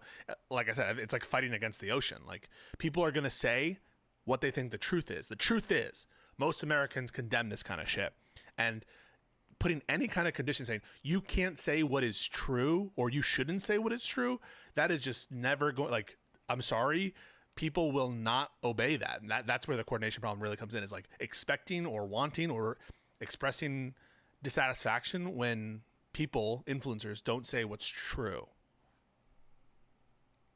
Sure. So I think if you're talking about Dusty's appearance on the Piers Morgan show, Yeah. I think maybe he executed the strategy in reverse order, or maybe like he executed it poorly, but perhaps the prescriptive that I would push for is that we should not make any statements without attaching some kind of reference to history. So even in the case of Elizabeth Warren,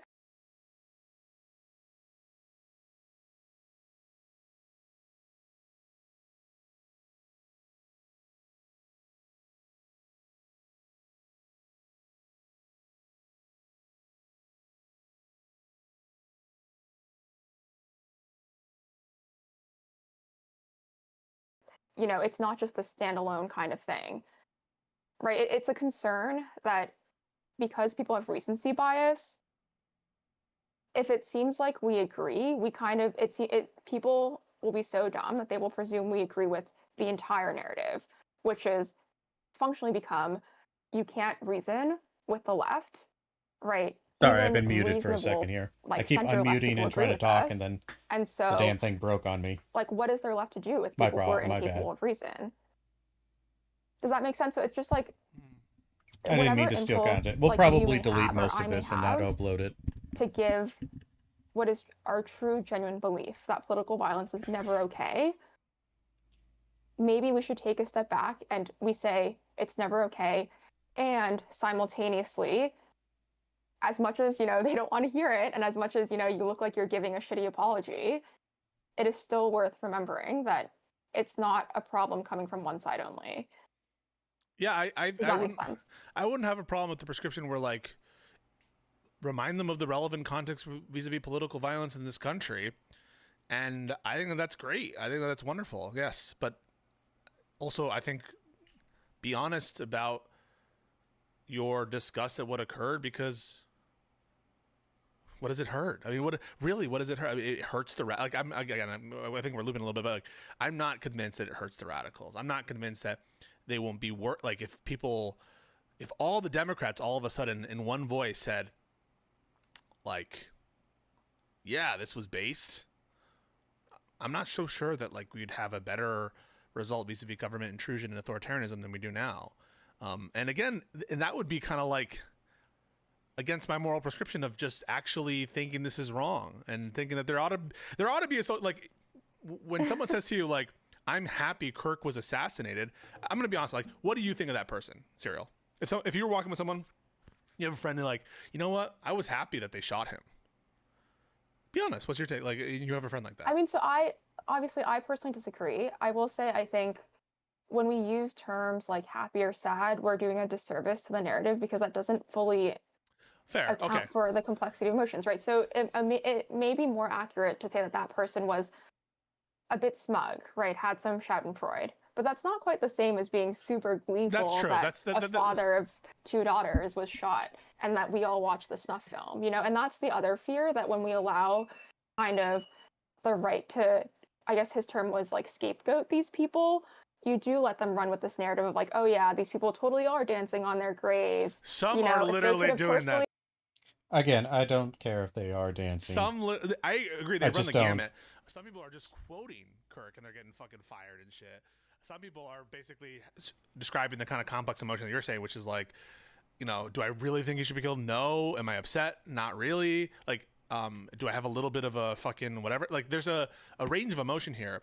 But some people are literally just like fucking rip bozo, spit it, like, at the people who are at the memorial or whatever and doing the fucking unhinged shit. And it seems like, I don't know, going after us, the people who like, I think are ethically in the right instead of them is bizarre. Like, wouldn't we rather go after the people who are behaving in an unsocial and unethical manner as opposed to the people who are behaving in advocating for the correct thing? That to me just seems wild. But again, that's not an argument. Seems wild isn't an argument. I think when it comes to people like that, there's a question for me of how blameworthy they are versus how culpable they are. So, I'm not saying we shouldn't hold them accountable, but to his point, I think his argument is just when public figures die, public figures that we didn't really feel any kind of way about before their death, we may have some kind of reaction, but it may be a very loosely held reaction. And oftentimes, This does get kind of at Kid Not Kin's argument, in that he was also bringing up that a lot of it was performance, virtue signaling, essentially to try to prevent harm, at the very least, of from, again, basically the abusive husband kind of figure. and it's like there's no right or wrong. That is just the way they are. And to take it a step further,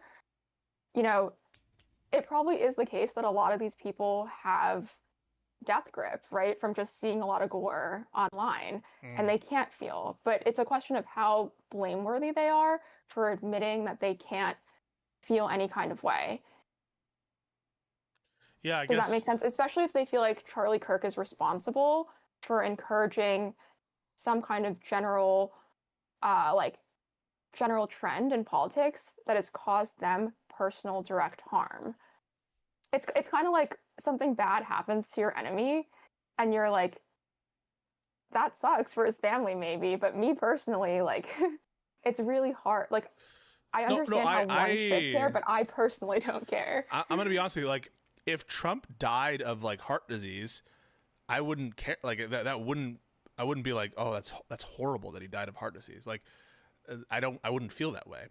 If Trump were killed, I would feel bad because of the act of how one would die is implicated in how I feel about it. And, just the death, the natural death of individuals. Again, what's missing here is, again, the idea and this kind of hyper fixation on, well, it's bad and it's terrible. It's like, yes, it is bad and terrible, but it also seems to just forget the mass amount of violence that is caused by, like, everything before. It's always, some fascist person is dead. there is no ramifications, there is no punishment, there is no nothing. But also just kind of this, like, it's a weird, like, taste. Like, some violence is okay, other violence is not okay. And again, I don't think this violence is okay at all. But I think a lot of violence is not okay. And I think the idea is, again, this some is allowed, some is not, this weird precedent. There's been precedent set that this form is okay, and I'm just going to follow precedent without really thinking about it.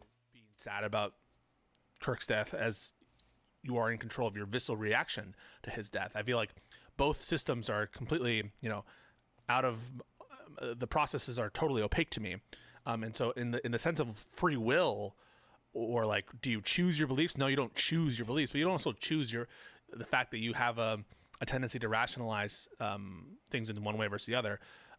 That's all I'm going to say. And just in response, I think that there's a middle ground that we can meet at, which is, don't be a cuck. Don't be an absolute loser who just takes responsibility for something that you probably don't have any responsibility for, and don't like throw rights under the bus. Don't like throw people who don't deserve to be thrown under the bus. But like, I don't know why that translates into don't condemn assassination. And I don't see anyone who's being effective on this messaging riding this line. And I think, to be honest, I understand the anger. I understand the hypocrisy, whatever. I don't think that the Pierre's appearance was like a good look. I don't think that he looked good. He looked kind of unhinged, right? Yeah, I mean, I agree with that. And again, in real life, my stance is much closer to yours. I honestly think of this as a situation where there's no room for offense for us. There's only room for defense. So really, we should just be playing optimal defense and trying to get through this, because this is not really a situation that we can win on, if that makes sense. Yeah. I think the reason why this is like Kid Not Kid's argument has been rattling around in my brain is because I do think, for me personally, I allowed just how sad I felt about it to become a reason for me to not push back strong enough, because I was trying to create some kind of emotional allowance of like, oh, it's a hard time for them right now. It's understandable that they would be emotional and be using slightly more inflammatory rhetoric. And I think it's just like, maybe be aware of ways in which your genuine empathy can be weaponized against you. Like, don't I guess, like, don't let them get away with too much, because if you blink, they may just run away with the narrative. If that's the prescription, I'm on board. The way you said it, I think that makes sense. I don't think it's what Kid was saying. I don't, but I do think that to me is much more palatable, which is under the cover of one's emotions, under the cover of, I don't know, respectability politics or of consensus politics or whatever you want to say. I do agree with her. That was a really good point. Yeah, that was a solid point from her. And be aware of that. Be vigilant. Constant vigilance. That to me makes a lot of sense. That I can comprehend. I have to leave in a second to go to a lunch, but I want to give you the last word, and let's keep the conversation going. This is actually really fun. Yeah, we won't be able to get on. This was a great That's all right. conversation. Have fun at lunch. All right. Thank you so much, Serial, and we'll talk soon, okay? All right, bye. Bye-bye. Okay, folks, sorry for everyone in the call. I do have to go to lunch, and then I might be back. It was? What does this mean, Aaron? What does this mean? I might be back later tonight, but also maybe not. But I'll try. New video up. I need to admonish you guys. Follow me on TikTok. Pisco Liddy. Pisco Liddy on TikTok. It's funny when you do this. It's funny when you like my shit. It's like a little joke that you play. It's a little thing. It's a little game. And so if you follow me on TikTok, all your dreams will come true. If you follow me on Instagram, all your dreams will come true. I think he's lying to us right now. Why haven't you done it? I don't think my dreams will come true if I watch him. Andrew Wilson video up, which was great. I'm going to send you guys to a very special person. And those people are the Radical Coder. And I understand that they're doing the Unfuck America as well. So, if you'd like to, you can watch that as well. But sorry, we're getting some weird cuts in. We're probably going to end the stream here anyway. That said, I love you guys very much. Drop a follow, drop a like, engage. The support has been amazing. My heart goes out to you. And stay cool. Bye. Oh, wait. I got to send you off on Twitch as well. On Twitch as well. Oh, wait. No one's online that I like. One sec. No one's online that I like. Is anyone online that I like? I don't know. You know what it means. I don't see anybody. All right. Later. Well, again, that was a standard, very liberal response. Again, it does miss the major point that Kid Not Kid, at least one of the major points, though Serial brought up some interesting ideas and kind of got into it, but I think she missed one of the bigger things. Is one between the virtue signaling, just this simulacrum of experience and online bullshit to where we do this performative dance and it doesn't really matter. There's some degree of that. But the big thing that I think was missing that they didn't quite get into was that Kid Not Kin was somewhat getting onto the idea of, again, how you manufacture consent. In this regard, is the condemnation serves as an admission of guilt and a permission for actions that are already taking place and will take place in the future that have already been decided. So that works essentially like this, is that if you say, I condemn this, you are saying that this action was evil.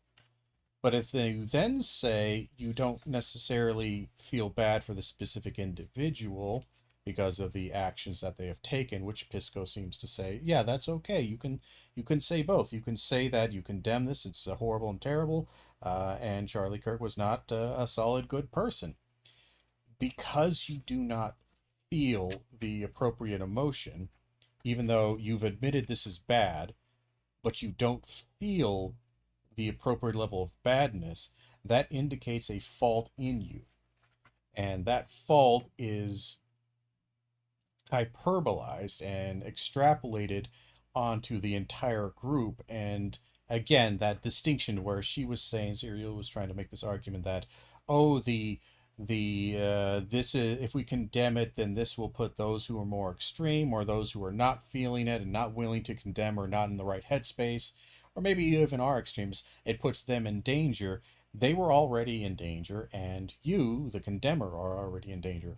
The condemning of this action, they've already said, the left did this, the left has done this evil and terrible thing. When they're asking you to condemn it, they're asking you essentially for permission to do the unspoken actions that they want to happen. There is no, oh, you condemn this, oh, well, then I forgive. Like, there's no forgiveness because it won't happen. And more importantly, even if there was forgiveness, that implies guilt. The condemnation by saying it is evil. It's the same thing as with the do you condemn Hamas and the Palestinian thing, is that the presupposition is that Hamas, if Hamas is evil and condemnable, if they have done things that are condemnable, then any and all actions that are being taken are intrinsically and by fiat innocent of any wrongdoing, and therefore and necessary to do. And only through extreme, it's basically innocent until proven guilty, if you do this. And again, the idea is that it is dead. So then when they ask, do you condemn Hamas? Yes, I condemn Hamas.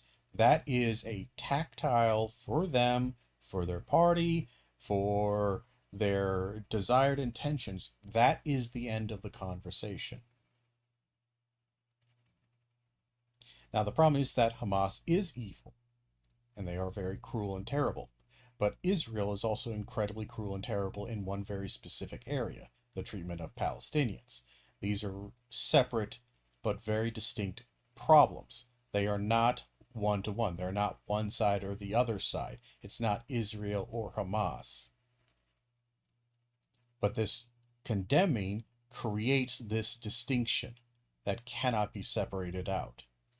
And because it creates that distinction, that area, that designation of good and evil, it then allows it. So then anything you say will be, if you say, Charlie, again, Hamas is terrible, and what Israel is doing is quite terrible in Palestine, at best it is nonsensical and doesn't change anything. It really doesn't. They are not rationally engaging with this. At worst, what it does is it says that this person is irrational because they said X is bad, and if X is bad, Y is good. So when they say X is bad and Y is bad, it's a nonsensical statement. It doesn't compute. It doesn't work. Again, it is a manufactured black and white yes or no area. And there is no ability for nuance in this because, again, nuance would impede actions that are desired to be taken or that are already in the process of being taken. So again, this whole idea that if you don't apologize, it'll hurt the extremes, or this idea that, well, it doesn't hurt you. It doesn't hurt, and in fact, it may even make people like you. The problem is that the vast majority won't, because their engagement with this is purely for validation of the harm that they want.